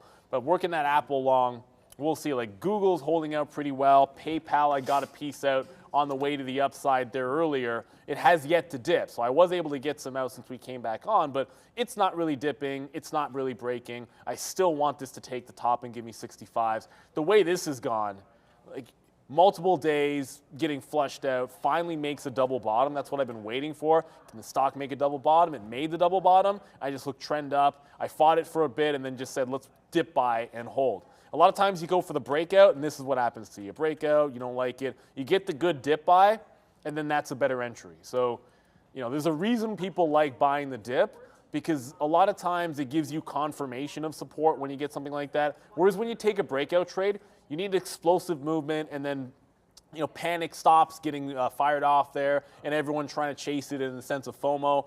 That's not been the top breaks for a lot of these names. I mean, sometimes you get it. Most of the time, that's not how it's been. So the dip buy has been the way to go overall the last little bit. And I keep telling myself that, and every now and then I just take the break anyways.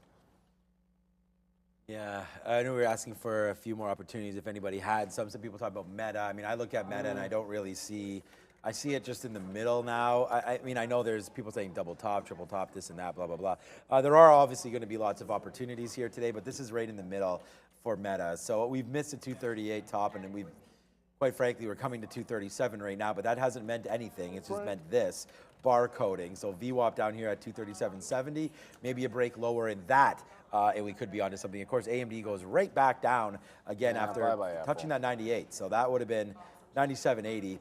But again, there's really no reason to go short into there if you were going to wait. I think you at that point waiting for that top. So that sucks. Darn you, AMD. Okay, so again, Square coming back in a little bit. I feel like I said, I feel like I'm in too many positions right now, but Disney's actually holding up in this flush a little bit. So we'll hold on to Disney because, again, reasons for it to work, right? The reasons would be earnings and off that bottom of 92. Reason for it to work is not earnings. It's down 9%. But with volume there, it's trading a little different than the market. So we could definitely hold on to that one. Amazon, again, we took all three outs up here. We got another fill at, we talked about that 99 and then 294s right there. So that was good. And you're about to break a little bit lower on Amazon right now. So if anything, I think this is a decent trade to get long actually now on Amazon. All right, well, we'll buy some 77s or 78s. I don't know what we got filled there, but just against that bottom again for Amazon. That bottom is 70. Yeah, that looks pretty clear to me right now. Where's my stop? Okay, stop is a break of 60, so that's fine. So we'll hold that. We'll see if we can get some more at 70. How about that? Let's do that as a trade. Let's just sit there, get something around 72, 70, something like that. And then if it does break lower, then we'll wait for 70 flat, okay? That's 70. Let's be picky here. If it comes in, fills the 200 period, then we'll take it. Amazon on a great move today, up 2%, my number one stock on the day. So let's just continue to trade with what I believe to be strength in Amazon off of some of these levels. Look, I just don't want to hold it back into here. If you really think that Amazon is a good level, I'm going to get out. It will take a 70. We'll get out if it breaks 60 because realistically, 70 is the number that I'm looking at. So a little bit down into that. We'll see. And then if we get stuck in all this, I do think that we break lower. So let's save ourselves 10 cents and just get out of Amazon. Lose 10 cents, make 10 cents. Hopefully we can do the latter and make it. Damn you, AMD. We were, what? Oh my God, all right, get out when you don't get a fill that you want. My fill at 41, which was one of the bids that we had when we were short 53, just filled, and I guess well, look at that. AMD? I guess I forgot to cancel it. So there goes AMD all the way back down, man. Darn it, we had that short, but ye of little faith, we dropped that one. Well, we didn't drop it, it dropped us. So we got filled up on AMD there and took out that high. I'm getting something out on Intel to the downside. That's starting to come in. But there's always a flip side of it when you're both long and short. So I was long on Apple. I kind of, I threw a stop underneath 174. I got stopped out, and then I made the low. And I looked at this, look at the consolidation leading up to the break, right? So consolidation leading to the break gave you this 80 level underneath. That's literally the 74. That's where you have to hold it down to. So you can't worry about where you were getting in.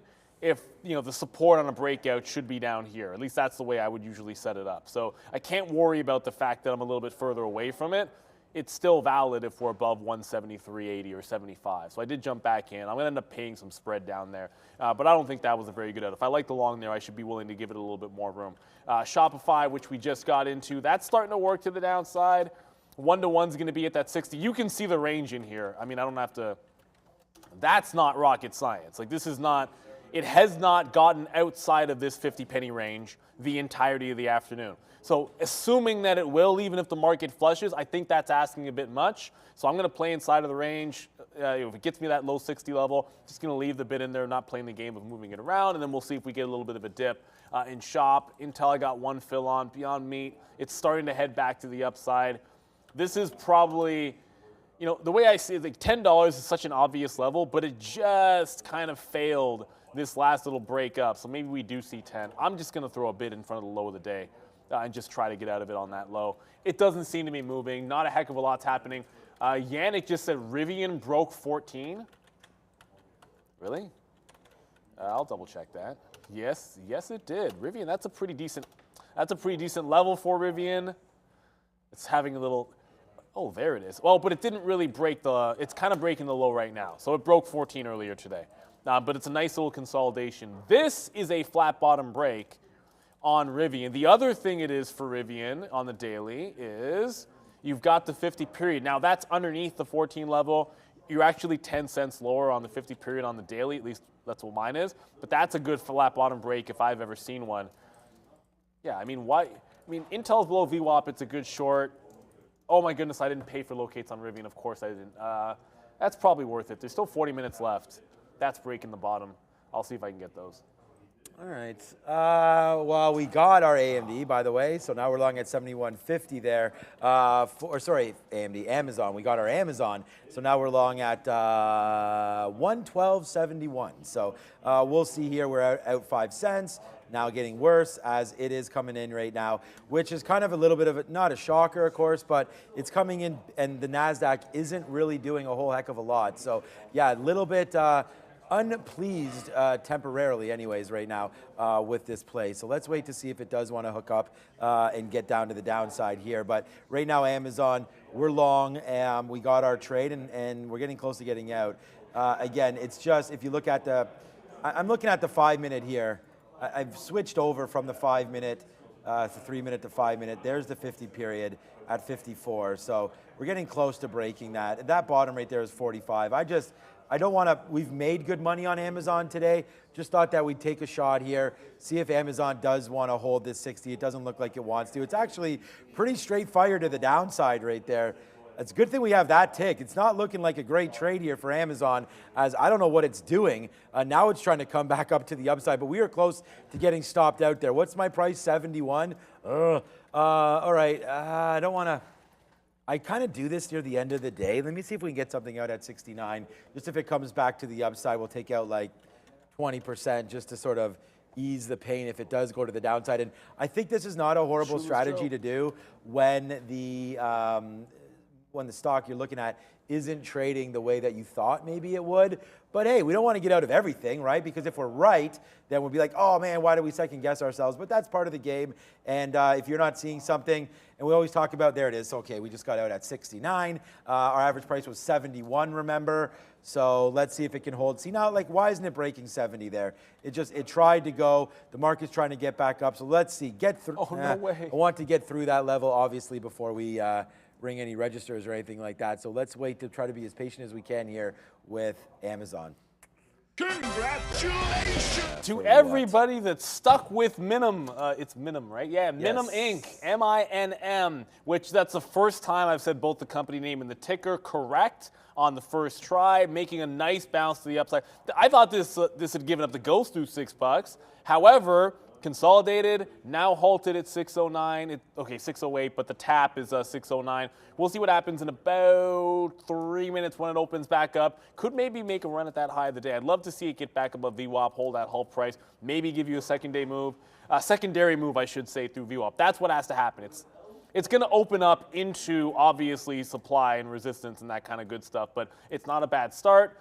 I went back into Apple, and okay, so I didn't like the out from a technical standpoint. Like if the break was at 74, the fact that I chased it up here shouldn't matter that I want my out to be beneath 75, right? So, okay, so mistake was not necessarily, the mistake was not looking at the breakout the wrong way, it was getting long way too early. If I'm long here, maybe I don't throw a stupid stop at beneath 90.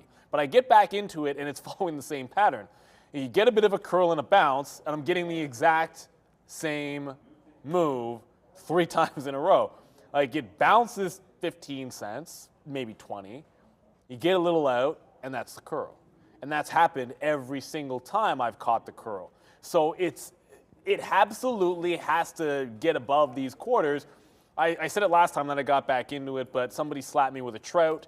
If this happens again and I just go long again 10 cents lower, then I don't know, man. Like it might be failing this break. It's probably safe to say the futures don't have as much aggression as I would like to see here, especially when you look at the nothing burger that the NASDAQ is putting on. The ES is basically sitting underneath. That's the other thing. The ES is at 41.5 and trying to go green when the NASDAQ is already green. So we're also getting dragged down by the S&P 500 weakness as well. All the while, I got Google, which, my out is going to be if it breaks here, but you're getting late enough in the day that, I'm going to, at some point I put a trailing stop on this and say if it's not going to move, I just trail underneath 17. There's no way it makes any sense to let this get back underneath VWAP if the market's going to roll over from here. So a bit of a disappointment, I would say, on Google, and hopefully I don't go a couple more times long on Apple. We'll see about it. That MINM, I probably don't trade it because I'm not going to pay for locates this late. But I think there would be one shot for like maybe a quick long off the reopen, with like maybe a 6 stop. That's theoretical. I don't know exactly where it's going to open up. I just think if it opens up at 608, there might be a play. All right. I mean, Amazon's trying to finally go. Hopefully it can go back up to the upside right now. We'll see if that can happen. We're trying to wait for 113 right now. There's talks about having red and green days and everything like that. And we put this into our production notes, and we're gonna do this. All the stocks that were either red or green on, you're gonna be able to see that coming up very soon. So you're gonna say, oh, okay, Sean is red on Amazon today or green on Amazon today, and then you guys can figure it out for yourself from there. But we choose not to disclose the P&L. But if you ever want to ask us if we're red or green on the day, I don't think we'll have a problem doing that, and then we could definitely show that as you go. I do look at, I can only talk about myself, and I know that as far as, all the traders around myself and in the business, I'm pretty happy to say where I'm, that I'm performing quite well compared to the peers, and that's not necessarily something that you want to look at. You want to look at yourself, and how good are you trading against maybe your past performances or things like that, and that's really the best thing that I could say about trading is it's you versus the market, and you're just trying to beat the market every day, not necessarily beat your P&L from the day before, but you're trying not to have, bigger red days than your green days. And as long as you're doing that, then you could do quite well. And I've obviously, this month in May right now, I'm going to be negative so far for the month in May. And, I don't have a problem saying that. And that's, I don't know if I'm, in trouble to say that or not, but I told you that I'm here to be as honest as possible. And that is truth right now for the month of May. But trust me when I tell you, for the year, we're well positive, and we have absolutely no problems telling everybody that. So thank you for continuing to question that. But hey, I mean, Amazon's my #1 stock today. So, for me to go long on this name right now, I do have confidence in that. And we'll continue to, tell you all that kind of stuff. And that's what that is. And I'm just doing that from my own personal side. So that's just speaking for myself. But you guys can all figure that out. And that's what we're doing, man. It is exactly what it's called. It's called, keeping it real. I'm red for the month of May, but I'll tell you that will not be the case, hopefully, knock on wood, by the time May is over with. And I just realized right now that my Amazon chart right there was not zoomed in properly. But there it is. We take another out there on Amazon, and this is what it's all about, man. It's about trying to figure out, what the right style of trading is and at what time to make those trades. So right there, we got a nice bump up to 83s right there on Amazon. So if we're going to be long at 71, there's 13 pennies. You know where my out is about that 13 pennies. So hopefully Amazon can get back up to the upside as we wait for, well, it's 3:30 already. So those imbalances are going to be coming out very, very soon, and we'll wait to see what happens with those. I suck. Minim opened right up at 607. There was not even a dip. Like it opened, it halted up. Like that was literally free money. I mean, literally. If you're fast enough to take the print and slap a $6 stop on it, I don't know how fast you are, but I elected not to take the opening print, which if you had done that, you could have just taken the opening print, slept, had a stop underneath $6, and if it goes down, then whatever, you lose. You're gonna get slipped. You're not losing 8 cents there. Like you're probably losing 15 to 20, and then now we're halted up at 668. However, there's a big, gigantic but with all of that. The current theoretical auction price is $5 now, $4.91 or $5, which isn't even on my chart. Like I have to zoom out. There. Like it's actually indicating an open down here, which is a little bit weird given the fact that it just had 2 consecutive up halts and now you're indicating you want to open at $5. That makes absolutely no sense. I don't even think I've seen that very often. Like that's insane. If it does that, good luck to anybody. This is the risk and why you always bank profit on those. Like get in, get out. Like if this ever happened to me and I see it going into the halt, I'm always taking some out here just in case it opens back down.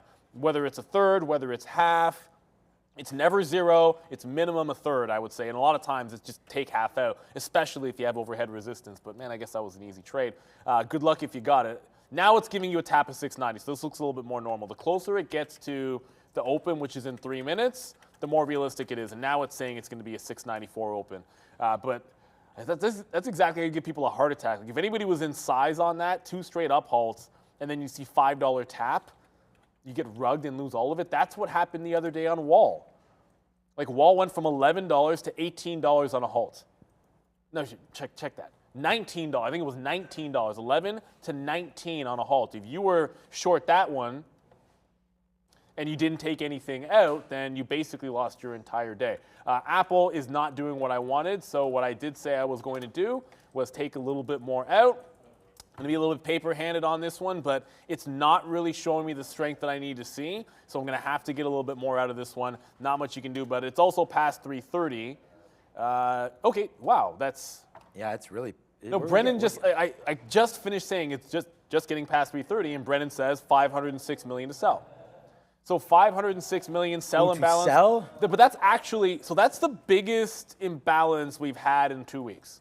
I know that's not a lot, but it is the biggest imbalance this time that we've had.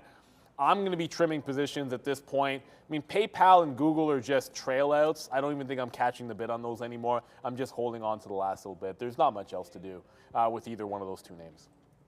All right. Yeah, this is something that we used to show. I'm going to try to do this more and more for you guys every single day because it's anonymous, right? So these are the top 10 traders for yesterday, so not today. So they show yesterday's because today's not over yet. At Day Trade the World, and then so this is their rank. This is the traders' P&L at Day Trade the World, and these are the markets that they traded. So it doesn't mean that it's divided up. It's just that they've traded all. So this is obviously a trader. We have over.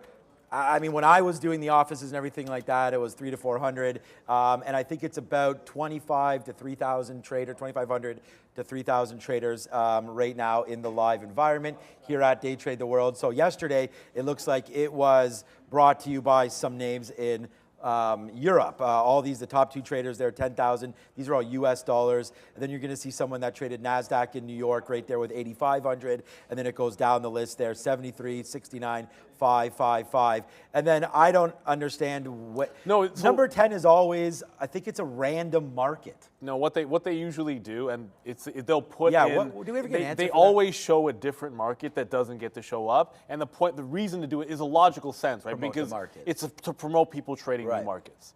So it makes a lot of sense because if people in Day Trade the World, you can trade just about everything, not everything, but if you name it, we got it. Like we've been able to trade Blue Ocean overnight for months now, and now Robinhood's hooking up to it. I mean, when I say Day Trade the World, so it makes some sense because if there's money-making opportunities for a day trader, you shouldn't care what it is. You should just take advantage of it.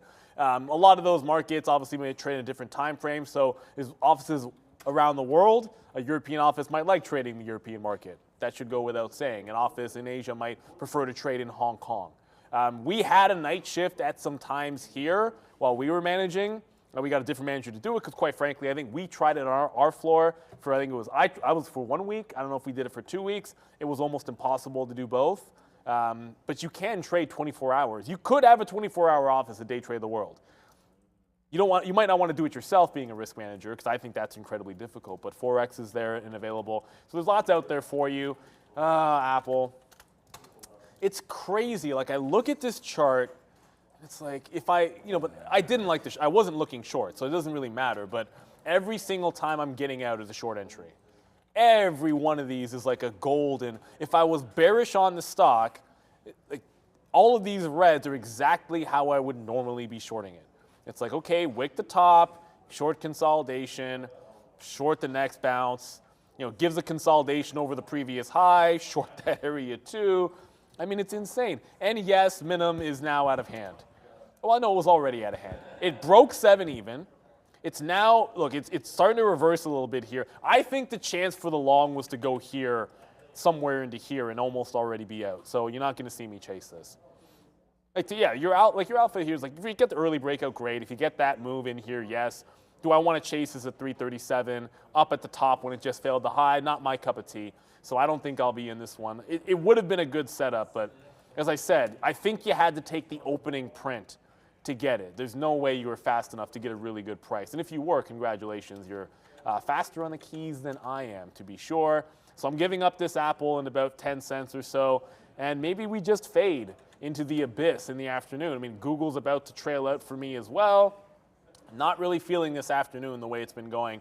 There's been some decent long opportunities, but you had to get out of them pretty darn quick because, as usual, the market seems to go back into that languishing mode in the final 30 minutes. Yesterday was so good, and then today we don't want those highs.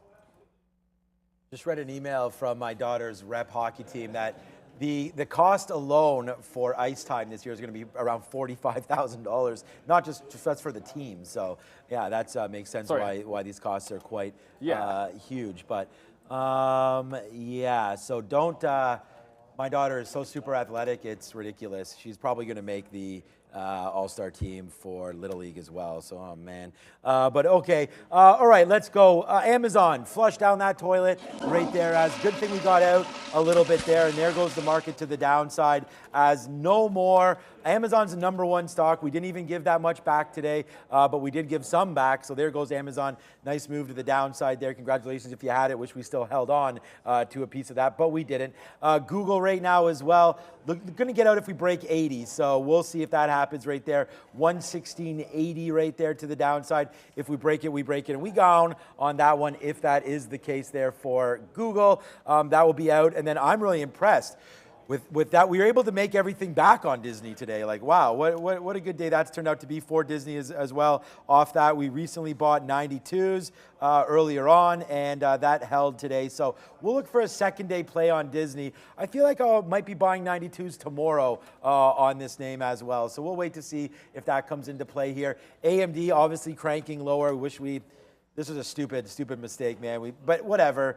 I can't, just bad timing. AMD is going to the downside here to close out the day as the NASDAQ just kept on double touching up there, like even triple all the way up there. But again, these were good highs as well. If you went short off that, then you have to get out when that happens. So, tough to have that happen right at the last moment of the day right now. Square printing, that's all the way back down. We did get a piece out at 62 there. That's where the 200 and the 50 period was. So that's, again, 1 for 1 on Square today. And that was a really good short back in for SQ off of 58. So far today we have 1, 2, 3, 4, and 4. I think we're 4 and 4 here on wins versus losers.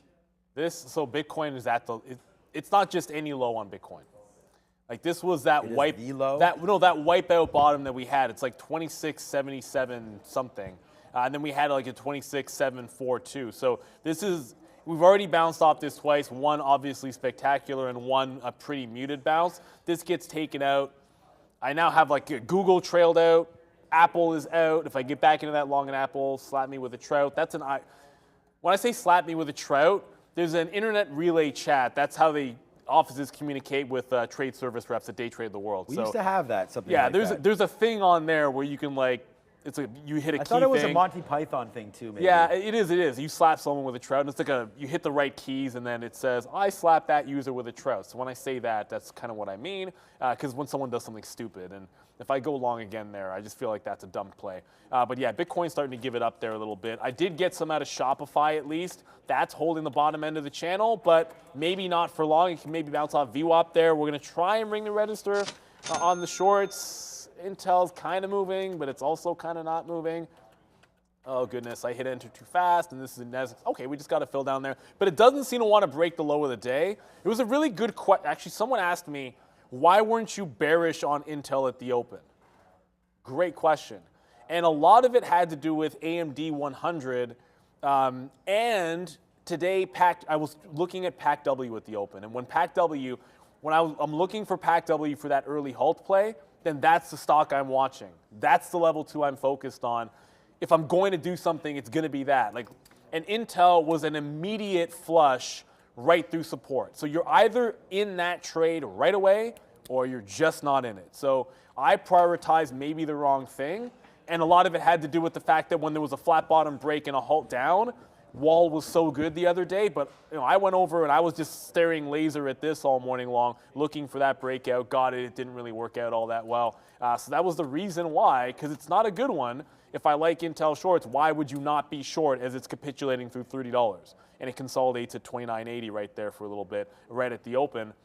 That's 20 cents worth of risk, maybe 30 cents at most, and you can see the rest of it. And all I've done is basically scalp it at the low of the day, which is not nearly as good as just selling it there and holding it till the end. You could have just shorted this one at the open. I mean, you wouldn't do this, but then just put a market on close buy, and effectively that's your entire day, the way this went down. Now, I didn't know it was going to be that bad. I also don't know why I'm missing half of yesterday in my chart, but these are life's little mysteries. I should have had this trade, but it is because I was focused on PAC-W at the open, wanting to play the first halt. And when you're doing that, you're focused on that, because you shouldn't trade those halts unless you are focused on them, because you can get rugged or face ripped off pretty quickly, and then that's your entire day.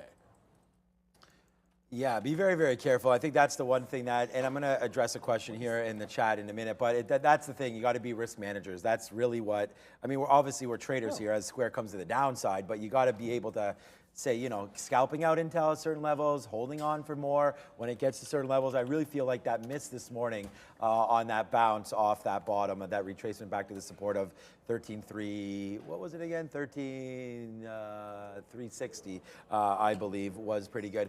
Okay, so I've never, and I know that this is the way a lot of you traders operate, of course, and I think this is fair, Adam. What percentage gains are you at per month? Well, I mean, the thing is that we have made a decision, not to talk about exactly how much money we make here or lose here, and there's obviously been red months. So the thing about it is that it's when you're trading on a prop floor, you don't look at it like how much percentage gains you have, because quite frankly, I'm trading an account that's millions of dollars. So it's not like if you make $500 in a day, that's not a bad day. But then as a percentage of what the buying power would be not even worth talking about, right? And so that's sort of the thing there. What happened to Square right there? Did I get that bid?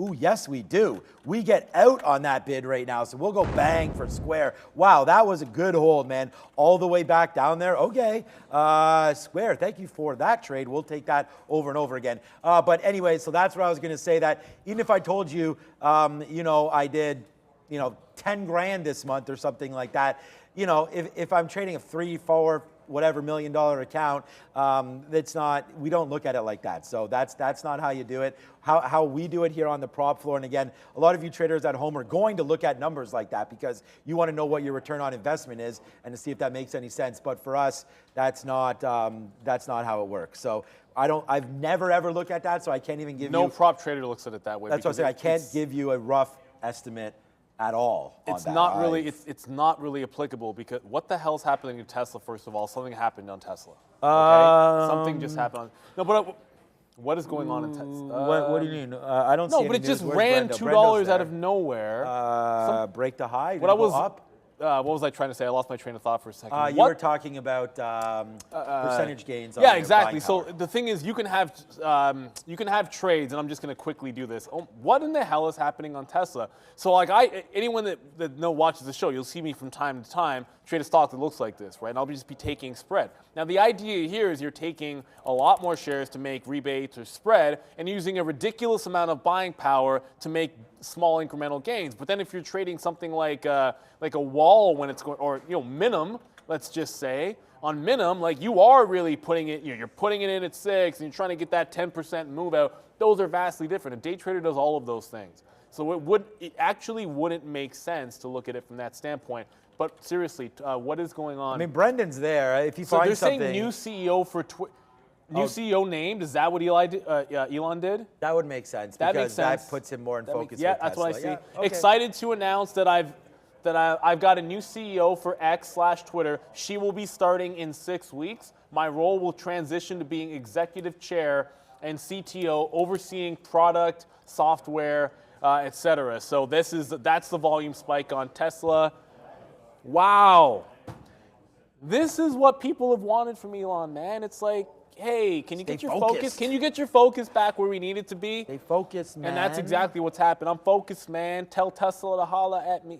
175 we're going to get to. Where are we at on the 15 here? Yeah, 174.50 is the recent high. I'm not sure we get through that, but that's a nice move. Wow. Wow. I was in that long and gave it up. Yeah, Neil, Apple's a better long than Tesla. Dude, I was long 169 as well, but yeah, that's what we talk about, and that's again the difference, right? If you're prop trading versus like sort of holding things for the day, but I mean, if you had that crystal ball, then that was great. Come on, Elon, tell us. I think that would to be expected at any time. I would fade this. I mean, I could fade it right now, maybe. Do we actually want to do that on Tesla? Looks like we just topped out at 173.50, and now you're pulled back an aggressive dollar right now on Tesla on that pullback. So yeah, no, we can zoom out and try to find some levels here on Tesla, but either way, you're running right into that. Ooh, that is. Oh yeah, that's right. The 50 period should still be fine. Right there. What is that, 176? So we're ways away from that. I don't think we're going to get to that today. And if we do, man, wow. We know that they've liked Tesla off that 160 level. Now you may not see that again for a minute, but we'll see. I think this is a good opportunity to sell some if you're in Tesla today with only now, Neil, 12 minutes left before the end of the day. So nice move to the upside. And man, oh man, oh man, we'll spend the money right now for Disney as Disney is breaking out again as well. This was one that we've just recently bought. Nice little upside move for Disney. Trying to get back to VWAP. We may just sell this before the imbalances come out. But we're not overly into this name right now. We can probably hold out. It's just right now into this level, 92.69. Let's see if we take VWAP and then get a little bit higher. As the imbalances are these, whoops, a wrong imbalance locator, this one right there. So we'll see. Right now, all ARCA will get rid of that as we're not trading any NYSE ARCA names. And then this will populate, and we'll see some numbers into the close right now. Now it's just a bunch of nothings, but that will populate into the close, and we'll be able to see. As there's Disney pulling back just a little bit as well. Double check on our Amazon, that's fallen down. AMD did exactly what we thought it would, just a little too late, so that doesn't really matter. And then, we did get out of our Google. Google just took 80s right there. So that's a $2 winner off of 115 earlier. We only have one trade on Google, and it's right there. And then there's our final out. Should have got out at 18, but that's okay. We'll take that 116.80 fill, and that's it, man. We'll probably be pretty light here into the close as it's 349, and this again 350 will give us some action. As Neil, you got the two shorts in, we're the one long, and so far so good. Yeah, I was just sort of double checking to see if he actually named who it was. We don't know who it is. He just said all he said was she will be starting in. I think I said 6 weeks, right? Crap, I closed it. Yeah, 6 weeks. So that's good. I'll be out of this if we get back down to 62.50. By this, I mean Shopify. It's the same thing with Intel. In 15 seconds, we get the imbalances. Intel usually has one, but the stock's giving a 10-cent range. All afternoon, it's been a 25-cent range. All day, it's been a 25-cent range. The afternoon's been half that. So I got to be able to get out of it. We're out and flat at the end of the day. Imbalances just dropped. They should populate. We got forward. NASDAQ hasn't come there's through no yet. NASDAQ There's no yet. NASDAQ yet. Come on. Ooh, late for NASDAQ. Yeah, where are the NASDAQ ones? Wait a minute, I can just try to find Disney. Where's Disney? There we go. Apple to sell 1.2. Google to sell Yikes. 1.1. Amazon to sell 700,000. PayPal's a buy at 500,000, but everything else to the sell side. Yeah, thankfully Intel didn't really move on. That doesn't care. It's a small sell, but not a heck of a lot of movement in what I was watching, both Shopify and Intel. Actually, Shopify bounced a little bit on that. That would I be didn't sick if see. it was Sheryl Sandberg. I think that would be great. But Yeah, I've but- already said the point of what's going to happen. Elon's going to bring Twitter back think I don't at think a it'll bigger be her. valuation that he bought it for and make billions of dollars on the back of everybody. So we'll wait to see if that happens. I'm pretty sure it will. Elon will bring Twitter back at a greater valuation than what he paid. So watch out for that. All right, there's Apple, Google right now, Amazon. Neil just talked about all that. And it backfired on me because I saw all those sells come through and immediately punched out. So we got 92.60 on Disney and now out of Disney, out of everything. And we could just sit back and relax, man. Yeah, so I see a super chat there. What's up, Cheeky Tax? $2 super chat. What's our opinion on the Qs? Or do you mean take on? I don't know, because you're saying the same thing here. I mean, but- What's your take on the market? One is long, one is short, or you mean that the fund itself? I mean, I trade the TQQ because it's cheaper. But that shouldn't matter. I mean, like I said, the amount of money that we have as a buying power shouldn't really matter. But I prefer to trade these than the futures just because it's an equity, and all my keys are already set up, and it moves exactly the same. And by exactly the same, I mean it moves 3 times more. So if you're looking for a levered trade, which a lot of us do look for, that would be the reason why you would trade a TQQ or an SQQ versus the market. There's really no other reason why. They're not great longer term plays because they get degraded based on the options and stuff like that, and it's exactly as time sensitive. So I would be very, very cautious holding those. But for swing trades, for quarters, stuff like that, I think it's fine. But I wouldn't hold a TQQ or anything like that for long. I mean, they're still great to hold. They'll still follow the market, but you don't get the exact return of the market because there's premiums and all that gets paid every month to hedge or I guess to lever up on these ETFs essentially. So that's what those are, and they're underlying with the Qs. So I don't know exactly your question, but that's the best answer I think could that ask. was probably the question. All right. I think that was that was the a good best I answer. could do for No, that. but that's the right answer. Because look, if it was a different question, you just let us know. That's absolutely fine. I think we talk about that. We talk about the market all the time, and we can at Day Trade the World. You could trade the futures, you can trade the mini futures, you can trade the Qs, you can trade the SQQ. There's so many options out there. You can trade the SPY. You could so much for you to be able to take. I wasn't going to hold this one all the way till that 63. Now, when I originally got into it, 62.8 gets them out 1-to-1, 63 stop with 7 minutes to go. Now I just moved my stop to the lower high. It got stopped. I'm out of it. I got another leg out of Intel there, but as I said, it's not really moving all that much. If it gets to the low of the day, I'm just taking it. It was a good short, but as I said earlier, that's a trade that I can have. That's a trade that I didn't have today. So it gave you this chance. It broke down 30 early. That was a big level from yesterday. And that's what you want to be able to catch, but you got to pick and choose. You got to pick and choose your area of focus in the mornings. That's why we put all the effort into it. And it doesn't mean that you get it right every single day, but at least you're trying to focus on the right names at 9:30 so that you can have the best success. So we'll tell you this is what we're looking at. These are the stocks I like. These are the levels I like. But every now and then, it's like, my goodness, if I liked it yesterday, why didn't I like it today? And that comes back to sort of haunt you. Imbalances, like I said, they weren't that big, but they're all sell side. Let's see if they pair off a bit in a minute or so at 355. You did get that pairing event. I just got out of Intel, so it just hit the low of the day. I'm out. It was kind of a small imbalance, but not a huge one. Typically, Intel always pairs off, so the fact that it's a sell imbalance at 355, I think like 99 or 90-something% of the time, that disappears at 355 on Intel. But we'll see if the market can bounce here. It's going to hold green, but there was just no punch to get us through the high of the day today. I just broke this pen there. Ooh. Oh, no. Isn't that my pen? No, it's not. No, I took this from the other side. Because I'm missing a pen. And it doesn't matter. It's not this one. Rob. I think Rob used it. Rob, right, maybe Rob took it. Damn it, I like this one too. I'll have to fix that after. Okay, just quickly here, what do we think is going to happen with Tesla here based on that last price action and that little movement that we've seen right now for Tesla? So I said it's probably is a short. I mean, new CEO.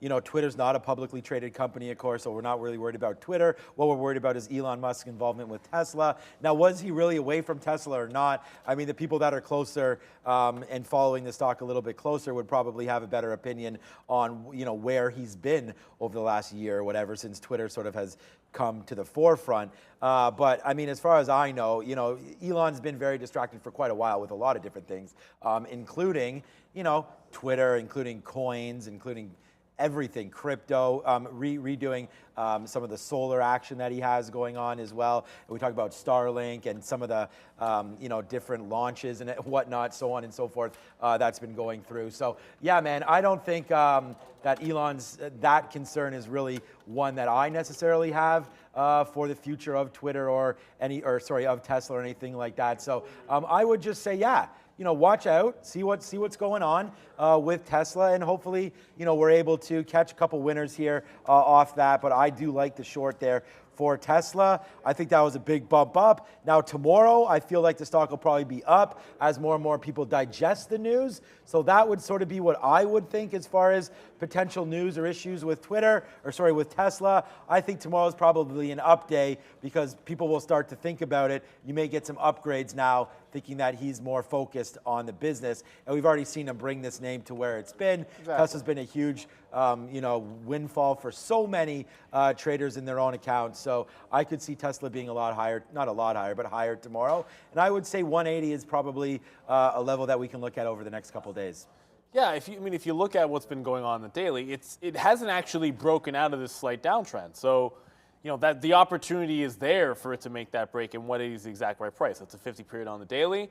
I think if you're shooting for something on a 75 break tomorrow, then that's what I would look for there. And sometimes it has more to do with just momentum than like Tesla's. It's a momentum stock at its heart. When it's going well, it's trending in that direction. But it hasn't had those explosive days. Like we haven't had one of those. You know, like that 100 to 150 where you blinked an eye and it was there, and then you blinked again and it was at 200. Tesla used to do that a heck of a lot more often. So maybe this is something you can get it going. It's been sitting out a lot of the best of this run. We got 2.5 minutes to go. I'm out of all my positions. Thankfully, I'm out of Shopify. Shopify did a right turn. He's a left turn, I guess that is. Left turn. I had moved my stop into 62.80, and it holds at 63 again. So note to self, 63 is still a good level on Shopify as of this afternoon. But at the end of the day, I'm usually going to make that move every single time, where I'm just going to tighten up the stop at 350 because that's what I always do. Didn't get to view up there. But let's see what's up with the earnings board going into tomorrow. What do we say we liked here? Sound? Everyone loves gold. I am gold. I am not interested at all in any of those names. I'd swear Getty was in the news. So again, you know, that's my opinion. I don't think I'll be trading any of those tomorrow. Well, there's a 99.9% chance that's true. I just remember for some reason that a couple of weeks ago, I was looking up Getty as if it was in the news, but I don't know. Yeah, the daily chart's pretty darn boring. You know, it had this day. I think there was takeover rumor or something on this stock, and then it had a crazy run in the pre-market, then it gave it all back. Right. It was legitimately like 5 to 10, and then it came all the way back in. So I suppose maybe there's some real volatility in this if it were to break the top. But I'm like, that's just whatever. I'm reaching. We're all gonna be looking at Tesla tomorrow. What am I talking about? Yeah, Tesla. I think Apple at 174. I think Shopify back to $63. That could be. Yeah, I mean, it's a lot of it is the same, and I just think that you have to sort of stay with names. Like even today, we got some good opinions. I mean, Disney we traded today and, you know, was able to do well. Coinbase maybe with Bitcoin moving around could be an odd name tomorrow. Not odd name. PayPal still breaking I'm just looking back at, out. yeah, exactly. We traded Square really well today, so maybe that's going to be coming through tomorrow as well. But with only a minute left, the imbalances are starting to pair off. Oxy's there as well as a bid. We could see what that did in the last couple seconds here. Today, I knew it was up. Oil today should be flat. Yeah, well, oil down 1%. Alibaba's a good one. Alibaba, yeah, lots of good net. Look at Oxy run into the close here. Wow, there goes Oxy. All right, Miss Katrine, we got 20 seconds right now. But yeah, I'm going to open this up. If anybody behind ever wants to ring the bell, any of the new traders or anything like that, you are way more than welcome to do that. Just come in, push Katrine out of the way, and you can ring the bell maybe tomorrow. No one's pushing Katrine. Not today, right? She'll We don't want any choke slams happening right now. With only 5 seconds left. There we go. 3, 2, and 1.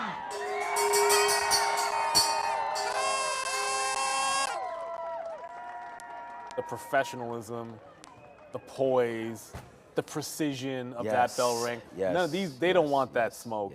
It's a lot to live up to. That's a professional bell ringer right there. Okay, yeah, good one there. Hola, she says to everybody. And if you don't know who Kat is, well then. Hola, like and subscribe today. Got the point action there and everything like that. So what a great day it was again. It's 4 o'clock. It's going to be funny here because we're going to review these markets, and it just feels like with a lot of the names, a lot of them were pretty aggressive to the long side here today, including Amazon and Google and even Apple taking out brand new, not 52-week highs, year-to-date highs of 174. So let's go over to Brendan and get a recap of the general markets around the world. Yeah, 2 days in a row, guys. The NASDAQ leads the way back to positive territory for everything, essentially, after we started the afternoon with a little bit of a different story here, but 0.3, 0.18 here for the NASDAQ 100 and the composite there. So the only ones, out of the U.S. anyway, in positive territory, weakness right across the Russell, 123,000, Dow, and the S&P back in the red as well. Yeah, blame the S&P. We always cheer when the NASDAQ's up. I don't know. Most of us probably care more about the NASDAQ on a day-to-day basis. But yeah, Bitcoin with a bit of a bounce at the end of the day. Not much, but if it doesn't close on the low when it trends like that, you take the wins that you can get. This is something we got to watch a little bit more tomorrow, because if you start breaking that floodgate, like if we see, you see 25,000, we'll see what happens. But it doesn't mean there aren't going to be names that are rallying tomorrow, because we have been breaking out in the Qs. The NASDAQ, at least, the ES languishing a little bit, but the NASDAQ is in the midst of a breakout. I'd say that's bullish every time I see it. So let's see if we can't really punch through tomorrow. 13.5 would be nice. I think we need some help from the S&P 500. Like, get these laggards on the go to end the week. Yes, it is. Wow, what a busy week again. And it looks like we're getting into the last earnings is going to be retail. So that's going to be coming, I think it's next week. So we'll throw some shade on Friday earnings tomorrow. Not too many good names, but I believe the following week they've got a couple more to come through, which should be good. Walmart, Target, Lowe's, Home Depot, the retail sort of parade coming through. I believe that's next week. We'll wait to see if that is true. But Disney's there. We'll trade that again tomorrow. Netflix, yes. Brendan saying yes. So that is correct. It's 2 weeks NVIDIA that's going to be exciting. Yes, yeah. So lots of stuff happening there. NVIDIA, man. I guess there's really nothing happening in the aftermarket here, Brendo, that you can see. No, okay. Not a lot. Not a whole heck of a lot. All right, man, I'm excited. I'll take some pictures, follow on Twitter. We'll post up some Little League pictures tonight. Should be a lot of fun. I'm excited. I know we all got some good plans. It's 25 degrees, 77 degrees Fahrenheit here in Toronto. So it's party time as we all hit the patios and or other events. So should be a lot of fun. I want to thank everybody today. Bears vs. Bulls. Thanks again for everything. Streamlabs has been kicking it there today. What was the Streamlab question? Did it go over or under? I don't know. If you're part of our chat, that's another reason to join the chat, right? Be a subscriber, join the chat. We have a lot of fun with Streamlabs every single day. I think was Tesla going to go above or below 172 or something? I don't know what it was, but congratulations to anybody that won that one. It's over. Yeah, it's definitely good on that.